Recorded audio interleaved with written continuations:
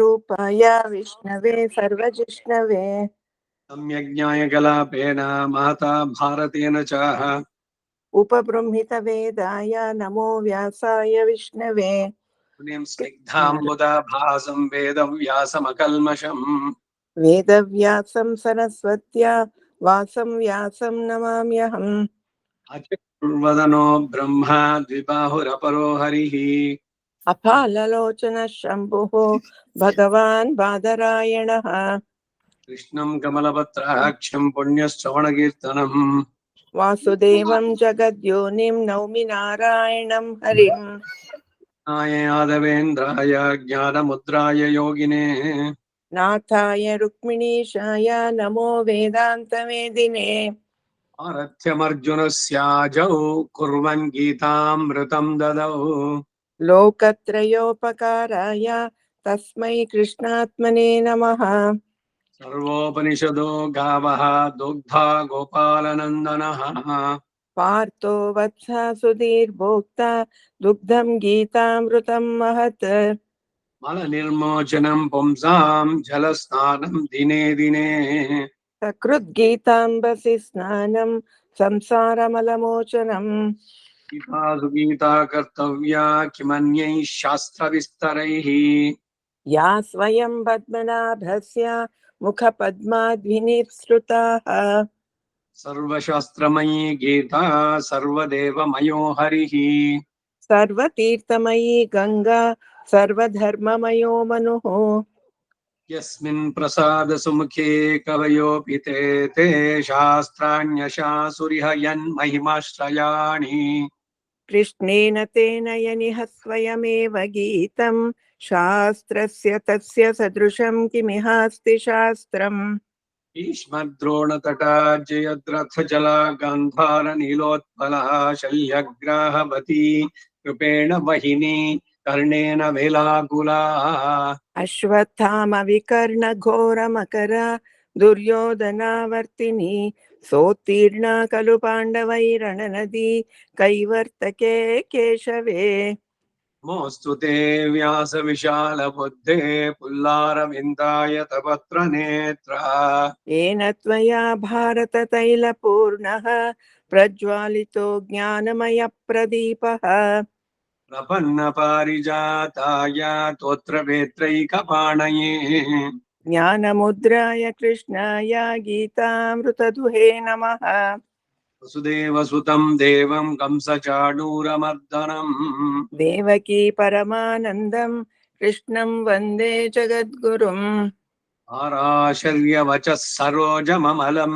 गीतार्थगन्धोत्कटम् नानाख्यानककेसरं हरिकथा सम्बोधनाबोधितम् लोके सज्जन षट्पदैरहरः पेपीयमानं मुदा भूयाद् भारत पंकजं कलिमलप्रध्वंसिनः श्रेयसे मुखं करोति वाचालं पङ्गुं लङ्घयते गिरिम् यत्कृपातमहं वन्दे परमानन्दमाधवम् यं ब्रह्मा वरुणेन्द्र रुद्रमरुतस्तुन्वन्ति दिव्यैस्तवैः वेदैः साङ्गपदक्रमोपनिषदैर्गायन्ति यं सामगाः ध्यानावस्थित तद्गतेन मनसा पश्यन्ति यं योगिनो यस्यान्तं न विदुः सुरासुरगणा देवाय तस्मै नमः पार्थाय प्रतिबोधितां भगवता नारायणेन स्वयं व्यासेन ग्रथितां पुराणमुनिना मध्ये महाभारतम् अद्वैतामृतवर्षिणीं भगवतीम् अष्टादशाध्यायिनीम् अम्ब त्वामनुसन्दधामि भगवद्गीते भवद्वेषिणीम् अष्टमहिषी समेत श्रीकृष्णाय परब्रह्मणे ತ್ರಯೋದಶೋಧ್ಯಾಯದಲ್ಲಿ 11ರಿಂದ 20 ಸರಿ ಹೇಳಿ. अथ श्रीमद्भगवद्गीतासु उपनिषत्सु ब्रह्मविद्यायां योगशास्त्रे श्रीकृष्णार्जुन संवादे क्षेत्रज्ञ विभागयोगो नाम त्रयोदशोऽध्यायः. 11ನೇ ಶ್ಲೋಕ ಹೇಳಿ. अध्यात्मज्ञाननित्यत्वं तत्त्वज्ञानार्थदर्शनम् एतज्ज्ञानमिति प्रोक्तम् अज्ञानं यदतोऽन्यथा ज्ञेयं यत्तत् प्रवक्ष्यामि यज्ञात्वा मृतमश्नुते अनादिमत्परं ब्रह्म न सत्तन्नासदुच्यते सर्वतः पाणिपादं तत् सर्वतोक्षि शिरोमुखम् सर्वतः श्रुतिमल्लोके सर्वमावृत्य तिष्ठति ಸರ್ವತಃ सर्वे ಪಾಣಿಪಾದಂ ತತ್ ಅಲ್ಲಿಗೆ ನಿಲ್ಸ್ಕೊಂಡು ಸರ್ವತೋಕ್ಷಿ ಶಿರೋಮುಖಂ ಆಗ ಸರಿಯಾಗುತ್ತೆ. सर्वतः पाणिपादं तत् सर्वतोक्षि शिरोमुखम् सर्वतः श्रुतिमल्लोके सर्वमावृत्य तिष्ठति सर्वेन्द्रियगुणाभासं सर्वेन्द्रियविवर्जितम् असक्तं सर्वभृच्चैव निर्गुणं गुणभोक्तृ च बहिरन्तश्च भूतानाम् अचरं चरमेव च सूक्ष्मत्वात् तदविज्ञेयं दूरस्थं चान्तिके च तत् अविभक्तं च भूतेषु विभक्तम् इव च स्थितम् भूतभर्तृ च तज्ज्ञेयं ग्रहिष्णु प्रभविष्णु च ज्योतिषामसि तज्ज्योतिः तमसः परमुच्यते ज्ञानं ज्ञेयं ज्ञानगम्यं हृदि सर्वस्य विष्ठितम् इति क्षेत्रं तथा ज्ञानं ज्ञेयं चोक्तं समासतः मद्भक्त एतद्विज्ञाय मद्भावायोपपद्यते प्रकृतिं पुरुषं चैव विध्यनादि उभावपि विकारांश्च गुणांश्चैव विद्धि प्रकृतिसम्भवान् कार्यकारणकर्तृत्वे हेतुप्रकृतिरुच्यते पुरुषः सुखदुःखानां भोक्तृत्वे हेतुरुच्यते 21 ಆಗ್ಬೇಕಲ್ವಾ? 21ನೇ ಶ್ಲೋಕ. ಪುರುಷಃ ಪ್ರಕೃತಿಸ್ಥ. ಅದೆಲ್ಲ ಹೇಳ ಇದು ನೀವು ರಿಪೀಟ್ ಹೇಳ್ಕೊಡ್ಬೇಕು ಇನ್ನೊಂದ್ಸಲ. ಮೀನಿಂಗ್ ಆಗಿದೆ. Okay okay. ಪುರುಷಃ ಪ್ರಕೃತಿಸ್ಥೋ ಹಿ ಭುಂಕ್ತೆ ಪ್ರಕೃತಿಜಾನ್ ಗುಣಾನ್. पुरुष प्रकृतिस्थो हि भुङ्क्ते प्रकृतिजान् गुणान् पुरुषः प्रकृतिस्थो हि भुङ्क्ते प्रकृतिजान् गुणान् कारणं गुणसङ्गोऽस्य सदसद्योनि जन्मसु. कारणं गुणसङ्गोऽस्य सदसद्योनि जन्मसु कारणं गुणसङ्गोऽस्य सदसद्योनि जन्मसु उपद्रष्टानुमन्तः च भर्ता भोक्ता महेश्वरः. उपद्रष्टानुमन्ता च भर्ता भोक्ता महेश्वरः. उपद्रष्टानुमन्ता च भर्ता भोक्ता महेश्वरः. परमात्मेति चाप्युक्तो देहेऽस्मिन् पुरुषः परः. परमात्मेति चाप्युक्तो देहेऽस्मिन् पुरुषः परः. परमात्मेति चाप्युक्तो देहेऽस्मिन् पुरुषः परः. ಇಲ್ಲಿ ಪರಮಾತ್ಮೇತಿ ಚಾಪ್ಯುಕ್ತ ಇದೆ, ಉಕ್ತೋಹೋ ಬೇಡ ಅಲ್ಲಿ. ಓಕೆ ಅಷ್ಟೇ. ಉಕ್ತಃ ಉಕ್ತೋ ಅಲ್ಲಿ ತಂದಿ ಆಗಿದೆ, ಇನ್ನೊಂದು ವಿಸರ್ಗ ಬರಬಾರದು. ಪರಮಾತ್ಮೇತಿ ಚಾಪ್ಯುಕ್ತೋ ದೇಹೇಸ್ಮಿನ್ ಪುರುಷಃ ಪರಃ. परमात्मेति चाप्युक्तो देहेऽस्मिन् पुरुषः परः परमात्मेति चाप्युक्तो देहेऽस्मिन् पुरुषः परः य एवं वेत्ति पुरुषं प्रकृतिं च गुणैः सह य एवं वेत्ति पुरुषं प्रकृतिं च गुणैः सह य एवं वेत्ति पुरुषं प्रकृतिं च गुणैः सह य एवं सर्वथा वर्तमानोऽपि न स भूयोऽभिजायते सर्वथा वर्तमानोऽपि न स भूयोऽभिजायते सर्वथा वर्तमानोऽपि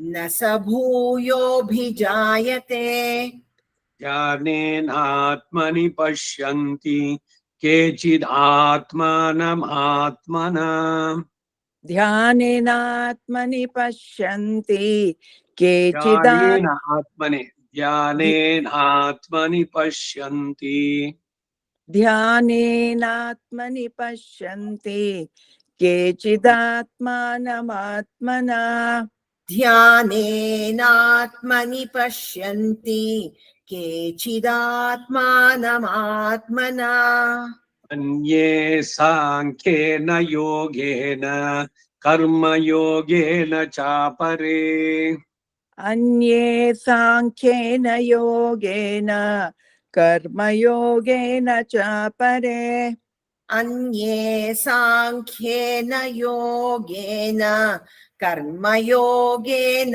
चापरे अन्ये त्वेवमजानन्तः श्रुत्वान्येभ्य उपासते अन्ये त्वेवमजानन्तः श्रुत्वान्येभ्य उपासते अन्ये त्वेवमजानन्तः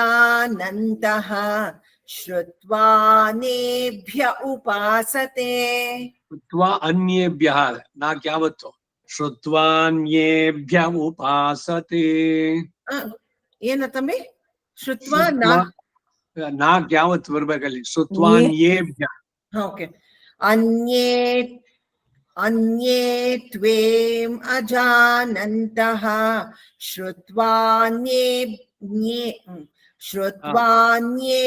उपासते श्रुत्वान्येभ्यः उपासते ओके तेऽपि चातितरन्त्येव मृत्युं श्रुतिपरायणाः तेऽपि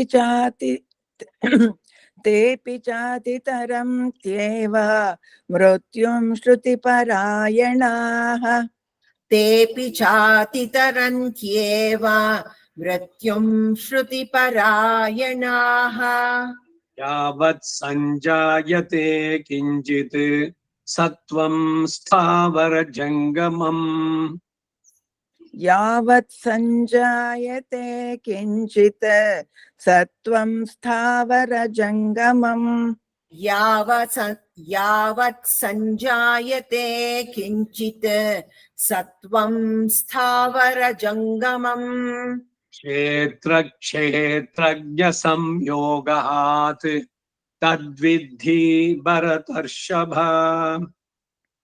क्षेत्रक्षेत्रज्ञसंयोगात् तद्विद्धि भरतर्षभ क्षेत्रक्षेत्रज्ञसंयोगात् तद्विद्धि भरतर्षभ समं सर्वेषु भूतेषु तिष्ठन्तं परमेश्वरम् समं सर्वेषु भूतेषु तिष्ठन्तं परमेश्वरम् समं सर्वेषु भूतेषु तिष्ठन्तं परमेश्वरम् विनश्यत्स्व विनश्यन्तं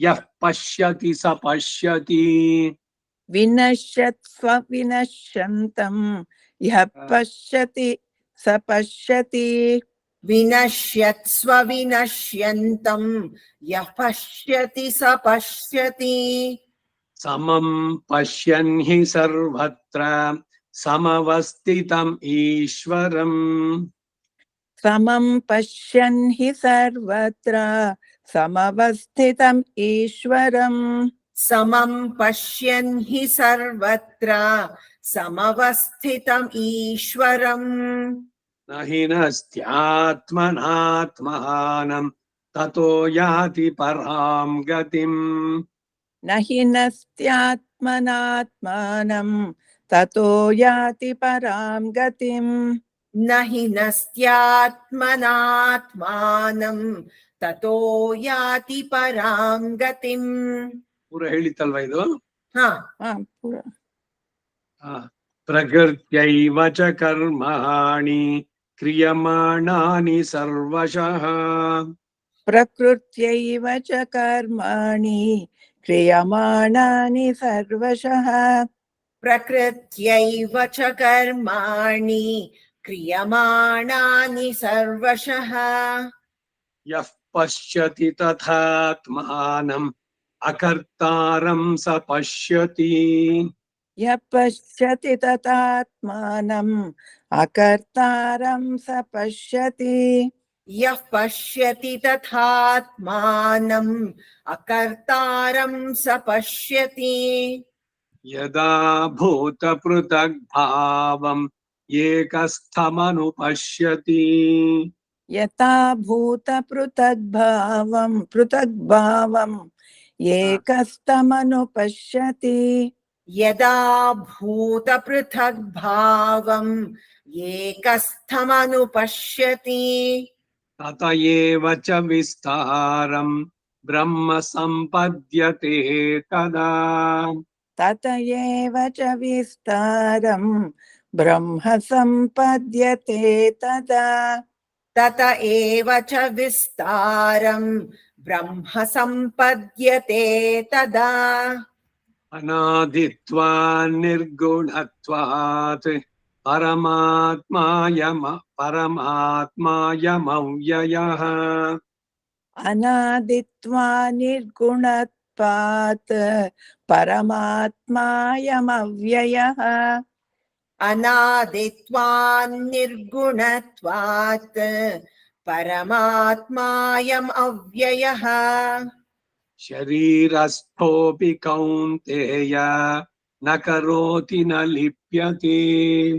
शरीरस्थोऽपि कौन्तेय न करोति न लिप्यते शरीरस्थोऽपि कौन्तेय न करोति न लिप्यते यथा सर्वगतं सौक्ष्म्यात् यथा सर्वगतं सौक्ष्म्यात् आकाशं नोपलिप्यते यथा सर्वगतं सौक्ष्म्यात् आकाशं नोपलिप्यते यथा सर्वगतं सौक्ष्म्यात् आकाशं नोपलिप्यते सर्वत्रावस्थितो देहे तथात्मानोपलिप्यते सर्वत्रावस्थितो देहे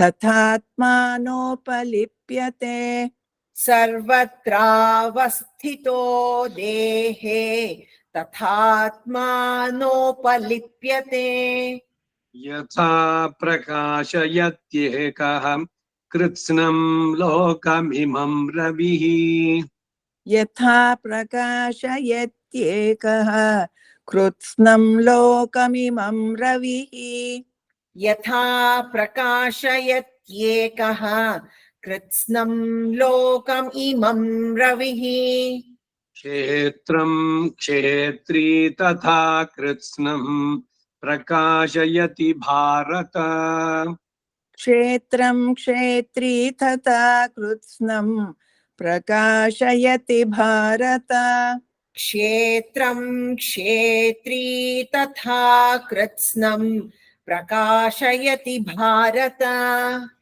क्षेत्रक्षेत्रज्ञयोरेवम् अन्तरं ज्ञानचक्षुषा ಕ್ಷೇತ್ರ ಕ್ಷೇತ್ರಜ್ಞಯೋರೇವಂ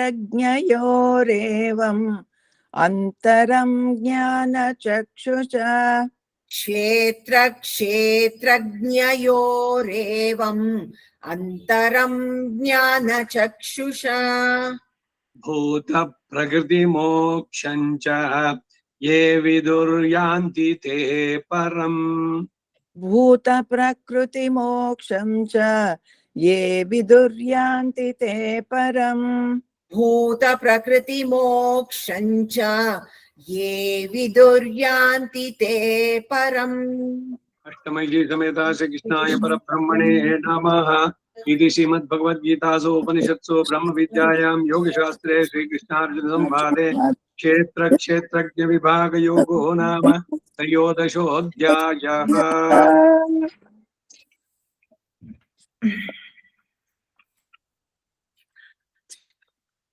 ಮುಂದಿನದು ಅಧ್ಯಾಯ 14ನೇದು ಅಥ ಗುಣತ್ರಯ ವಿಭಾಗ ಯೋಗೋ ನಾಮ ಚತುರ್ದಶೋऽಧ್ಯಾಯः। अथ श्री भगवद्गीतासोपनिषत्सु ब्रह्म विद्यायां योगशास्त्रे श्री कृष्णार्जुन संवादे गुणत्रय विभाग योगो नाम चतुर्दशोऽध्यायः। अथ श्रीमद्भगवद्गीतासु उपनिषत्सु ब्रह्म विद्यायां योगशास्त्रे श्री कृष्णार्जुन संवादे गुणत्रय विभाग योगो नाम चतुर्दशोऽध्यायः। अष्टमहिः समेत श्री कृष्णाय परब्रह्मणे नमः।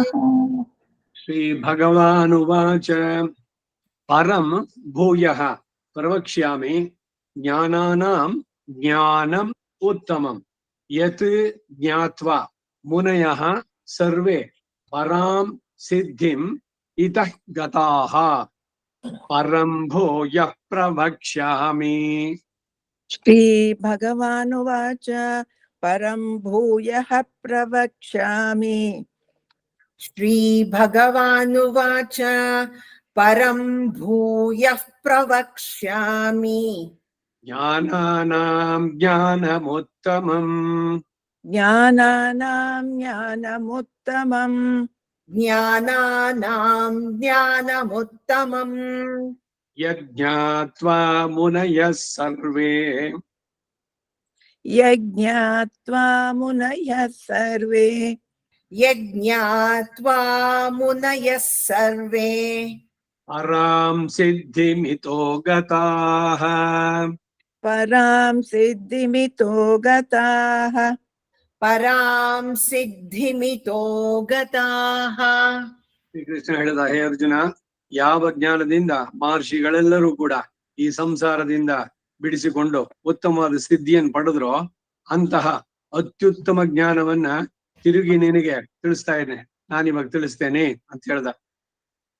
ಇದಂ ಜ್ಞಾನಂ ಉಪಾಶ್ರಿತ್ಯ ಮಮ ಸಾಧರ್ಮ್ಯಂ ಆಗತಾಃ ಸರ್ಗೇ ಅಪಿ ನ ಉಪಜಾಯಂತೆ ಪ್ರಲಯೇ ನ ವ್ಯಥಂತಿ ಚ ಇದಂ ಜ್ಞಾನಮುಪಾಶ್ರಿತ್ಯ इदं ज्ञानमुपाश्रित्य इदं ज्ञानमुपाश्रित्य मम साधर्म्यमागताः मम साधर्म्यमागताः मम साधर्म्यमागताः सर्गेऽपि नोपजायन्ते सर्गेऽपि नोपजायन्ते सर्गेऽपि नोपजायन्ते प्रलये न व्यथन्ति च प्रलये न व्यथन्ति च प्रलये न व्यथन्ति च।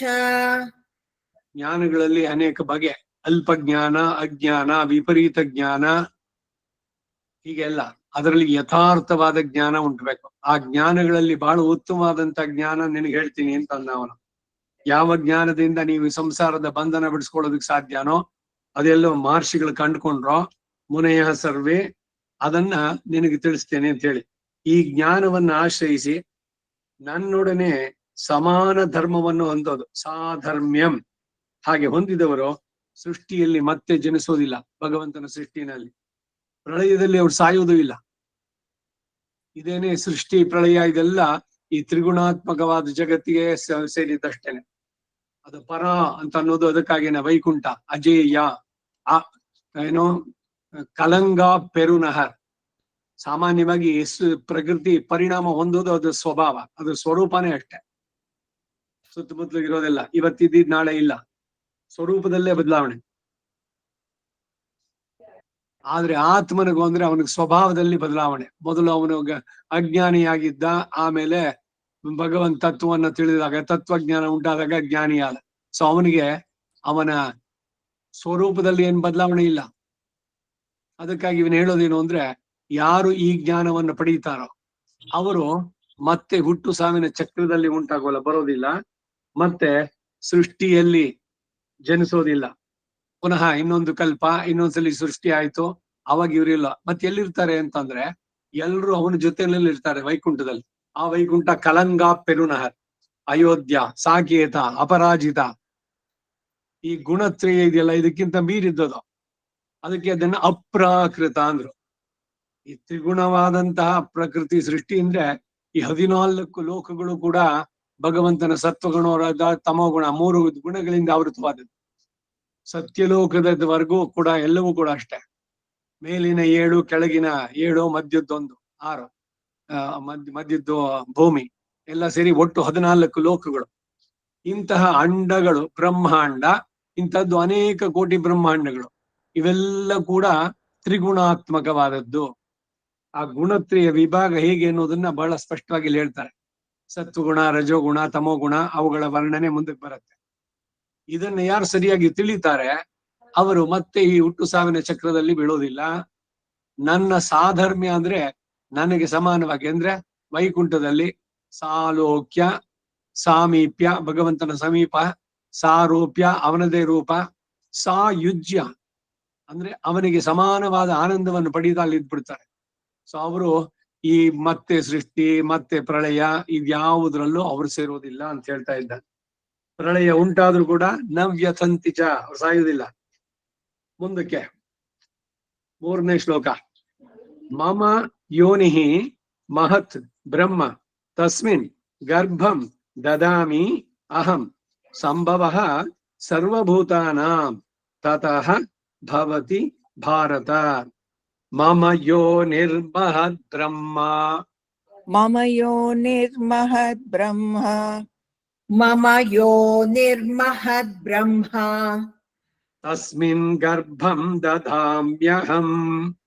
ತಸ್ಮಿನ್ ಗರ್ಭಂ ದಧಾಮ್ಯಹಂ. ತಸ್ಮಿನ್ ಗರ್ಭಂ ದಧಾಮ್ಯಹಂ. ಸಂಭವಃ ಸರ್ವಭೂತಾನಾಂ. ಸಂಭವಃ ಸರ್ವಭೂತಾನಾಂ.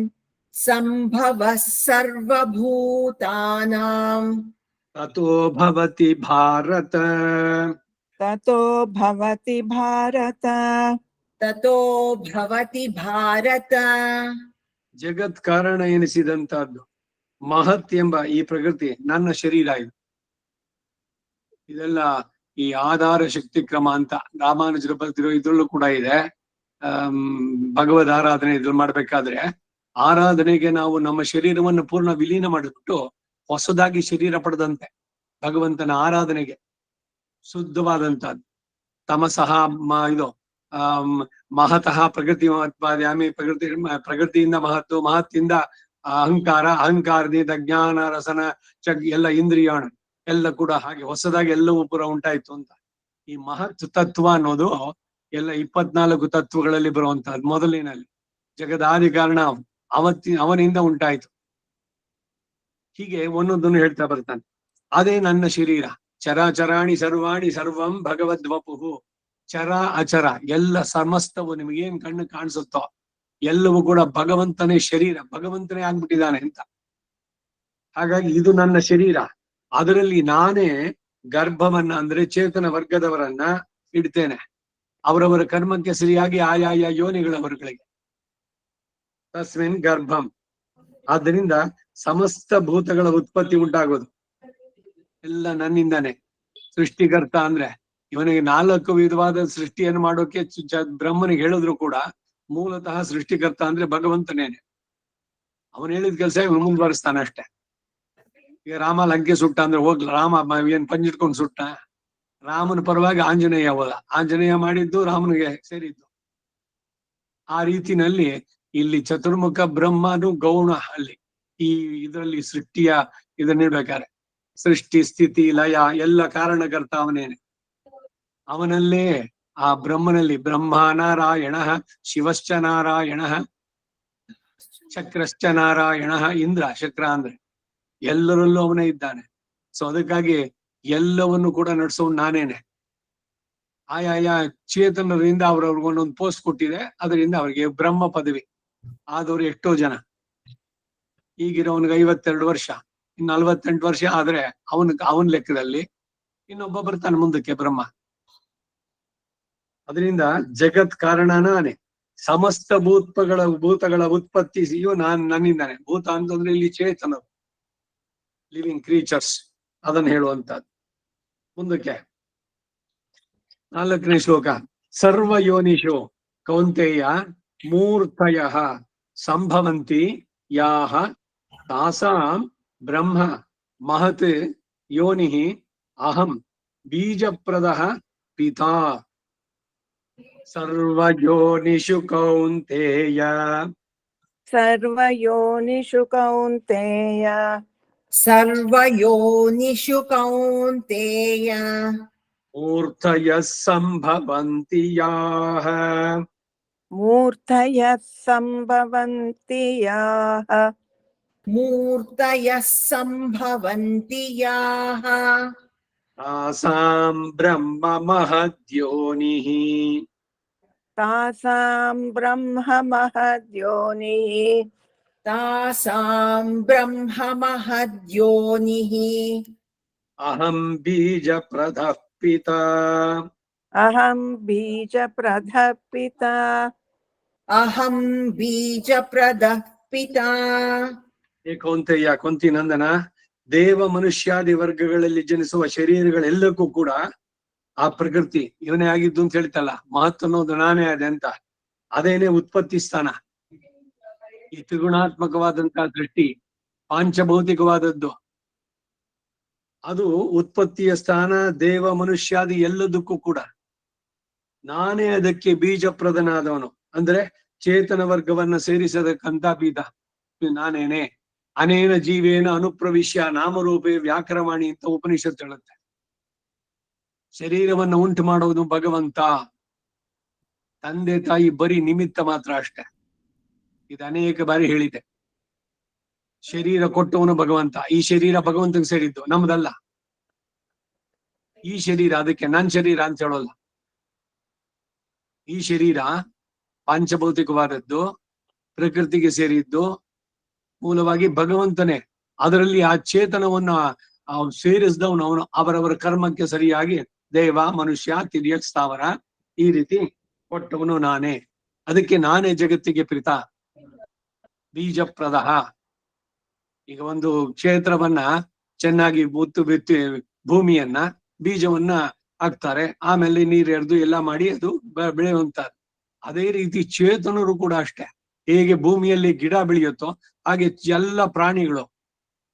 ಒಂದು ಕುಕ್ಷ, ಅದಕ್ಕೆ ಕ್ಷೇತ್ರ ಅಂತ ಹೇಳೋದು, ಅಥವಾ ಯೋನಿ ಅಂತ ಹೇಳುವಂತ. ಜಗದ್ಯೋನಿ, ಮೂಲ ಕ್ಷೇತ್ರ ಯಾರು? ಭಗವಂತನೇನೆ. ಮಹಾದ್ಯೋನಿ ಆ ಜಗತ್ತಿಗೆ ಪಿತಾ. ತ್ವಮೇವ ಮಾತಾ ಚ ಪಿತಾ ತ್ವಮೇವ. ಅವನ ಹೆಂಗ್ ತಂದೆ ಆಗ್ತಾನೆ? ನಮ್ ತಂದೆ ಬೇರೆ ಅಲ್ವಾ ಅಂತಂದ್ರೆ ಅದಕ್ಕೆ ಅರ್ಥ ಇದು. ಮೂಲತಃ ಯಾರು? ಜಗತ್ ಪಿತಾ ಅವನೇನೆ. ತಂದೆಯು ನೀನೆ, ತಾಯಿ ನೀನೆ, ಬಂಧು ನೀನೆ, ಬಳಗ ನೀನೆ, ಸರ್ವವು ನೀನೆ. ತ್ವಮೇವ ಸರ್ವಂ ಮಮ ದೇವ ದೇವ. ಹೀಗೆ ಮುಂದಕ್ಕೆ 5ನೇ ಶ್ಲೋಕ. ಸತ್ವಂ ರಜಃ ತಮಃ ಇತಿ ಗುಣಾಃ ಪ್ರಕೃತಿ ಸಂಭವಾಃ ನಿಬಧ್ನಂತಿ ಮಹಾಬಾಹೋ ದೇಹೇ ದೇಹಿನಂ ಅವ್ಯಯಂ. ಸತ್ವಂ ರಜಸ್ತಮ ಇತಿ. ಸತ್ವಂ ರಜಸ್ತಮ ಇತಿ. ಸತ್ವಂ ರಜಸ್ತಮ ಇತಿ.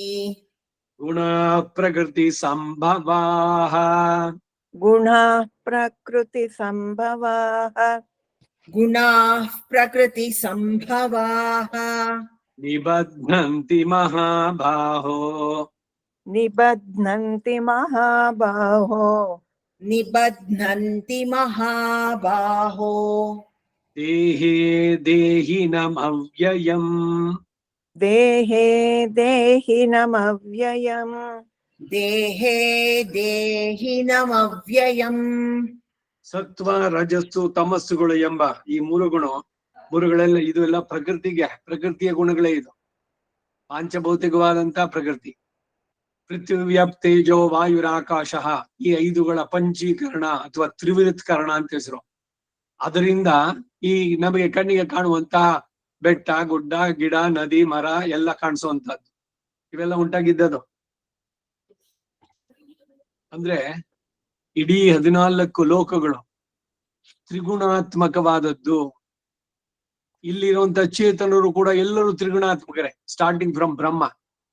ಬರೀ ಸಾತ್ವಿಕ ಕೇವಲ ಅಂತ ಇಲ್ವೇ ಇಲ್ಲ, ಎಲ್ಲರಲ್ಲೂ ಎಲ್ಲಾ ಗುಣಗಳು ಇದೆ. ಸೊ ಹಾಗಾದ್ರೆ ಏನ್ ಮಾಡ್ಬೇಕು ಅಂತಂದ್ರೆ ಸತ್ವ ಗುಣದಲ್ಲಿ ಇರೋದಕ್ಕೆ ಪ್ರಯತ್ನ ಪಡ್ಬೇಕು. ಒಬ್ಬೊಬ್ಬ ಚೇತನನು ಅಷ್ಟೇ ಸಾತ್ವಿಕನಾಗಬೇಕು. ರಾಜಸ ತಾಮಸ ಗುಣಗಳನ್ನ ಅಡಗಿಸಬೇಕು. ರಜೋಗುಣ ತಮೋ ಗುಣಗಳು ಸಂಸಾರಕ್ಕೆ ಕಾರಣವಾಗುತ್ತೆ.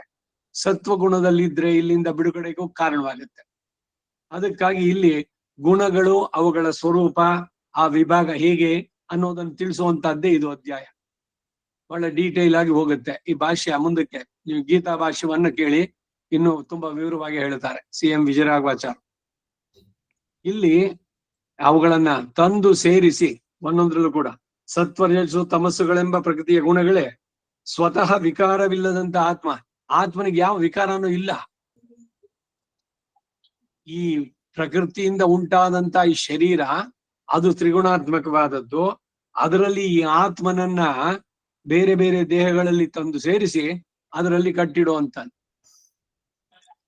ಈ ಬಾತುಕೋಳಿಗಳಿದೆಯಲ್ಲ, ಕೆಲವಕ್ಕೆ ಕೆಳಗಿನ ಕೊಕ್ಕೆ ಕೆಳಗಡೆ ಒಂದು ಸ್ಯಾಕ್ ಇದ್ದಂಗಿರುತ್ತೆ, ಅದ್ರಲ್ಲಿ ಒಂದು ಹೋಲ್ ಕೂಡ ಇದೆ. ಅವು ಆ ಕೆಸರಿನಲ್ಲಿ ಇದರಲ್ಲಿ ಪೂರಾ ನೀರನ್ನು ಹಿಂಗ್ ತಗೊಂಡ್ಬಿಟ್ರೆ ನೀರೆಲ್ಲ ಹೋಗ್ಬಿಟ್ಟು ಮೀನ್ ಮಾತ್ರ ಅದಕ್ಕೆ ಬಾಯಿಗೆ ಸಿಗತ್ತೆ. ಅಥವಾ ಹಾಲಿನಲ್ಲಿ ನೀರು ಬೆರೆತಂತೆ. ಆತ್ಮ ಶರೀರದಲ್ಲಿ ಹೆಂಗಿದೆ, ಎಲ್ಲವನ್ನು ವ್ಯಾಪಿಸಿದ್ದಾನೆ ಅಂತ ಹಿಂದೆ ಹೇಳಾಯ್ತು. ತಲೆಯಿಂದ ಕಾಲಿನ ತನಕ ಆತ್ಮನ ವ್ಯಾಪಕತ್ವ. ಈ ಹಂಸಗಳು ಹಾಲು ನೀರು ಮಿಕ್ಸ್ ಮಾಡಿ ಕೊಟ್ರೆ ಹಾಲನ್ನು ಮಾತ್ರ ಸ್ವೀಕರಿಸಿ ನೀರನ್ನು ಬಿಡುತ್ತಂತೆ. ಹಾಗೆ ಈ ಶರೀರದಲ್ಲಿ ಇರುವಂತ ಆತ್ಮನನ್ನ ಬೇರ್ಪಡಿಸೋ ವಿಧಾನ ಈ ಮಹಾನ್ಗಳಿಗೆ ಗೊತ್ತು ಅಂತಾರೆ. ಬಹಳ ಸುಂದರವಾಗಿ ಹೇಳ್ತಾನೆ ಒಂದೊಂದು ಇದ್ರಲ್ಲಿ.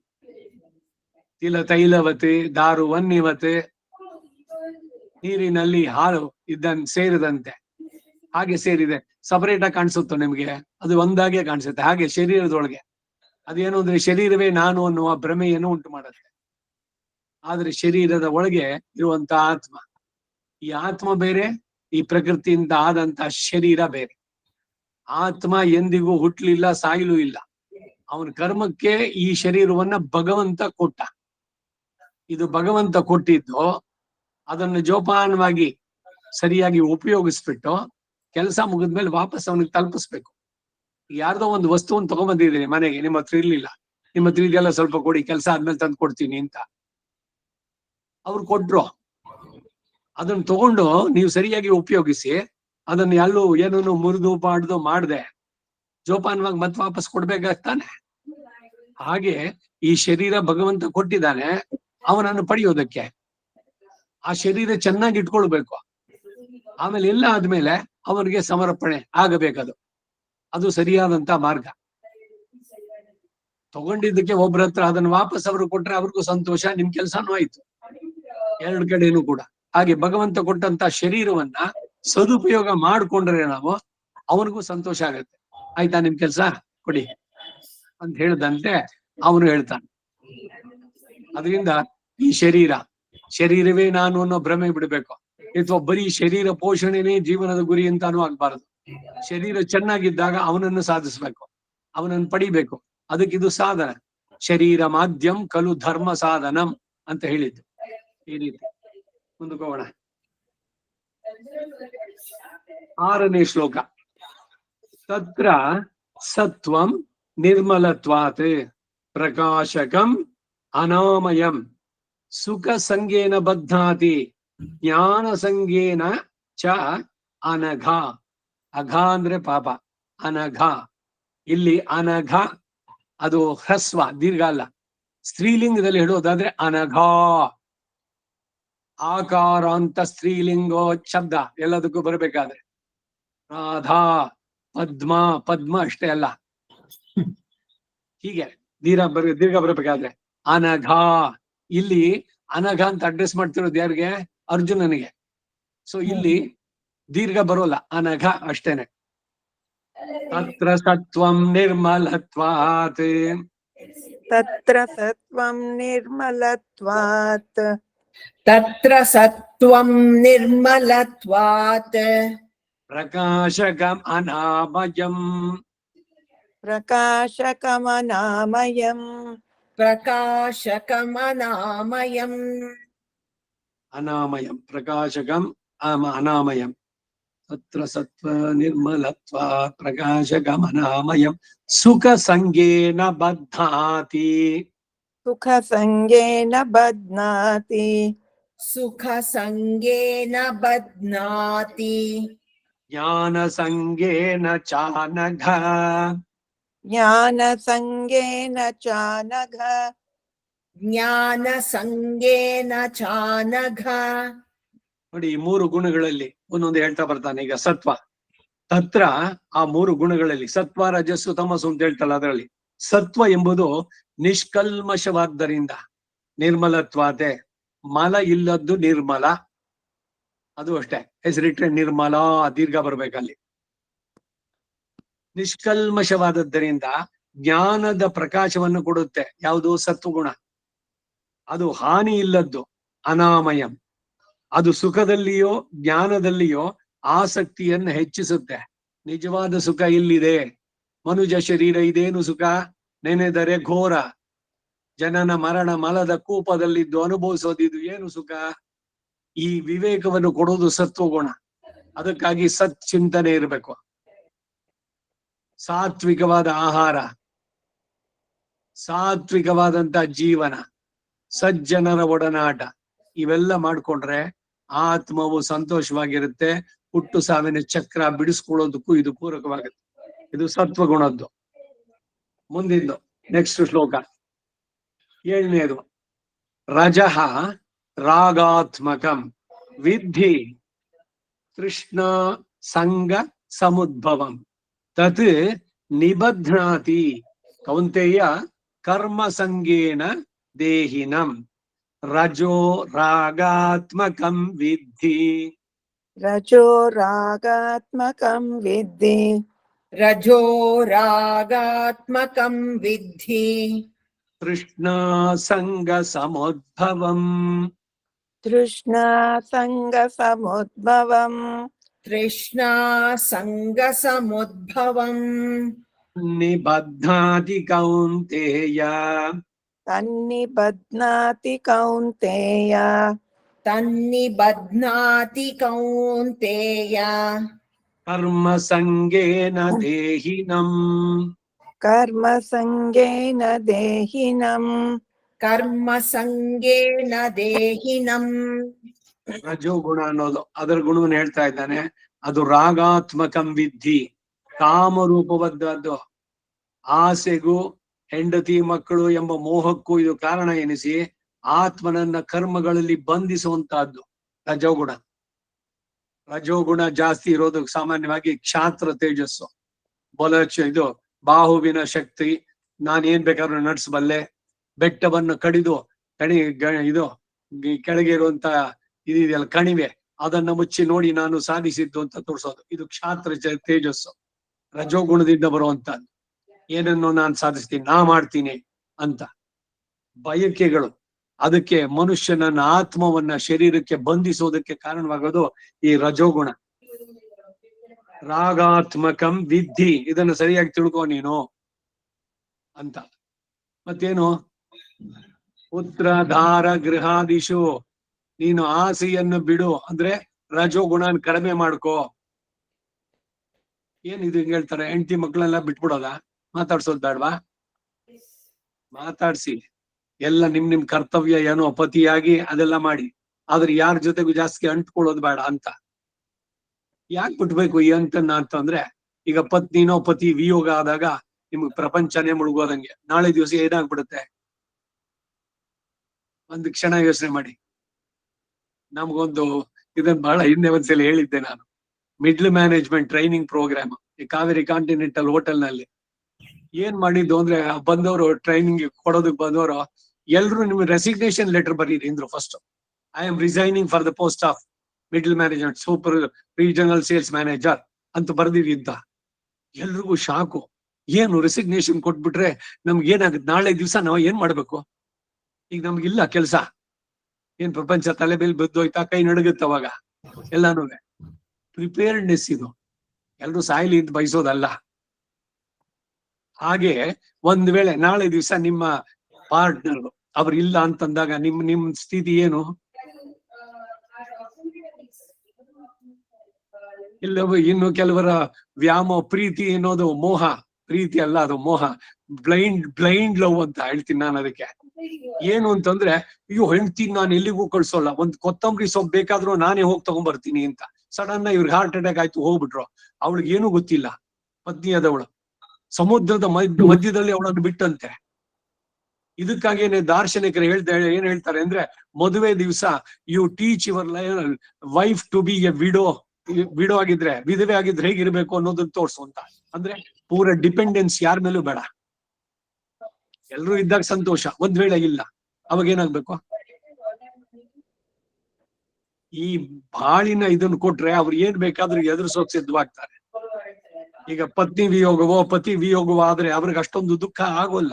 ಆಯ್ತು, ಅವರ ಸಮಯ ಮುಗೀತು, ಅವರಿಗೆ ಒಳ್ಳೆ ಉತ್ತಮ ಲೋಕ ಸಿಗಲಿ ಅಂತ ಭಾವಿಸೋಣ. ಇದು ಮುಖ್ಯವಾಗಿ ಬರ್ಬೇಕಂತ ಪ್ರಿಪೇರ್ಡ್ನೆಸ್. ಅದಕ್ಕೆ ಹೇಳಿದ್ ನಾನು, ಸಾಯೋದು ಕಲೀರಿ. ಹೇಗೆ ಸಾಯ್ಬೇಕು? ಅದ್ ಸಾಯೋದೇ ಬೇಡ ಅಂತ ಅದ್ ಸಾಧ್ಯನೋ?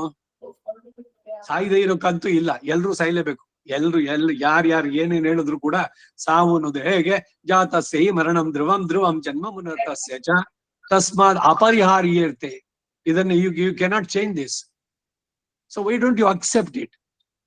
ಹಾಗೆ ಅಕ್ಸೆಪ್ಟ್ ಮಾಡ್ಕೊಂಡಾಗ ಹೇಗ್ ಸಾಯ್ಬೇಕು ಅನ್ನೋದನ್ನ ನೆಕ್ಸ್ಟ್ ಯೋಚನೆ ಬರುತ್ತೆ. ಸುಖವಾದ ಸಾವಾಗ್ಬೇಕು. ನಿದ್ದೆ ಒಲು ಸಾವ ಪಡೆ, ವಿನಾ ದೈನ್ಯೇನ ಜೀವನಂ ಅನಾಯಾಸೇನ ಮರಣಂ. ಇದು ಪ್ರಾರ್ಥನೆ ಭಗವಂತನಲ್ಲಿ ನಿರಂತರವಾಗಿ ಆಗ್ಬೇಕು. ಏನ್ ಚಿಕ್ಕ ವಯಸ್ಸಿನಲ್ಲೇ ಇದನ್ನ ಹೇಳ್ಕೊಟ್ಬಿಡೋದ? ಹೌದು, ಚಿಕ್ಕ ವಯಸ್ಸಿನಲ್ಲೇನೆ ಬರ್ಬೇಕು. ಏನು 60-70 ವರ್ಷ ಆದ್ಮೇಲೆ ಮಾಡ್ತೀನಿ ಅಂದ್ರೆ 70 ವರ್ಷ ಬದುಕಿರ್ತೀನಿ ಏನೋ ಗ್ಯಾರಂಟಿ ಇದೆಯೋ? ಅವಾಗ ಹೇಳೋಣ ಅಂತಂದ್ರೆ, ಅದರಿಂದ ಯಾವುದು inevitable, the things which cannot be cured should be endured. ಆ ಎಂಡ್ಯೂರೆನ್ಸ್ ಅದ್ ಹೆಂಗ್ ಬರಬೇಕು? ಅದನ್ನ ಸುಲಭವಾಗಿ ಇಲ್ಲಿ ಹೇಳೋದಕ್ ಬರ್ತಾನೆ. ಅದರಿಂದ ರಜೋ ಗುಣವನ್ನ ಅಡಗಿಸಿದ್ರೆ ಅತಿಯಾದ ಮೋಹ, ಆ ಮೋಹದಿಂದ ಇವರಿಗೆ ದುಃಖ ತೀವ್ರವಾದಂತಹದ್ದು. ಅದು ಎಷ್ಟು ಮಟ್ಟಿಗೆ ಆಗ್ಬಿಡುತ್ತೆ? ಇವ್ ಸೂಸೈಡ್ ಮಾಡ್ಕೊಂಡ್ಬಿಡೋದು, ನನ್ ಗಂಡ ಹೋದ ಅಂತ, ಅವ್ನ್ ರಾಜ್ಕುಮಾರ್ ಸತ್ತ ಅಂತ ಇನ್ನೊಂದು 6-7 ಜನ ಸತ್ರಂತೆ. ಏನ್ ಸಾಧಿಸಿದ್ರು? ಈ ರೀತಿಯ ಹುಚ್ಚುತನಗಳಾಗುತ್ತೆ. ಆ ವಿವೇಕ ಉಂಟಾಗ್ಬೇಕು ಅಂದ್ರೆ ಇವುಗಳನ್ನ ಅಡಗಿಸ್ಬೇಕು, ರಜೋಗುಣ ತಮೋ ಗುಣಗಳನ್ನ. ಇದು ಆತ್ಮನನ್ನ ಕರ್ಮಗಳಲ್ಲಿ ಬಂಧಿಸೋದಕ್ಕೆ ಕಾರಣ ಈ ರಜೋಗುಣ. ಸತ್ವಗುಣವಾದ್ರೂ ಅದರಿಂದ ಬಿಡುಗಡೆ ಮಾಡಿಸುತ್ತದು. ಪ್ರವೃತ್ತಾನಿ ನಿವೃತ್ತಯ, ಅದರಲ್ಲಿ ನಿವೃತ್ತಿನಲ್ಲಿ ಪ್ರವರ್ತಿಸುತ್ತದು. ಆದ್ರೆ ಇದು ಪ್ರವೃತ್ತಿಯನ್ನ ಉಂಟು ಮಾಡುತ್ತೆ ಪ್ರಕೃತಿಯಲ್ಲಿ. ಮುಂದಿನ ಗುಣ ತಮೋ ಗುಣ, 8ನೇ ಶ್ಲೋಕ. ತಮಃ ತು ಅಜ್ಞಾನಜಂ, ಅಜ್ಞಾನದಿಂದ ಉಂಟಾಗುವಂತಹದ್ದು ತಮಸ್ಸು. ವಿದ್ಧಿ, ಸರಿಯಾಗಿ ತಿಳ್ಕೊ. ಏವಂ ವೇದ, ಇದನ್ನ ಹೀಗೆ, ಅದು ಹಾಗೂ ಆಗ್ಬೋದು ಹೀಗೂ ಆಗ್ಬೋದು, ಅಲ್ಲ ಸರಿಯಾಗಿ ಹಿಂಗೆ ತಿಳ್ಕೊ ಅಂತ ಹೇಳೋದು. ಏವಂ ವೇದ, ವೇದದಲ್ಲಿ ಅಲ್ಲಲ್ಲೇ ಬರುತ್ತೆ ಈ ಪಾದಗಳು. ಸರಿಯಾಗಿ ತಿಳ್ಕೊ, ಇದನ್ನ ಯಥಾರ್ಥವಾಗಿ ತಿಳಿ ಅಂತ. ಅದನ್ನೇ ಇಲ್ಲಿ ಹೇಳ್ತಾ ಇದ್ದೇನೆ. ಹೇ ಅರ್ಜುನ, ಇದನ್ನ ಸರಿಯಾಗಿ ತಿಳ್ಕೊ. ವಿತ್ ಅನ್ನೋ ಜ್ಞಾತ ಇದರಿಂದ ಬಂದಿರೋದು. ವಿದ್ವಾನ್ ಅಂತ ಅಂದ್ರೆ ಆ ವಿಷಯದ ಬಗ್ಗೆ ಜ್ಞಾನ ಇರುವಂತವನು ವಿದ್ವಾನ್. ಪರೀಕ್ಷೆ ಪಾಸ್ ಮಾಡಿದವನಲ್ಲ ವಿದ್ವಾನ್. ವಿದ್ವಾನ್ ಅಂತಂದ್ರೆ ಆ ವಿಷಯ, ಯಾವ ಒಂದು ಇದ್ರ ಬಗ್ಗೆ ವಿದ್ಯೆಯ ಬಗ್ಗೆ ಬರುತ್ತೋ ಅದನ್ನ ತಿಳಿದವನು.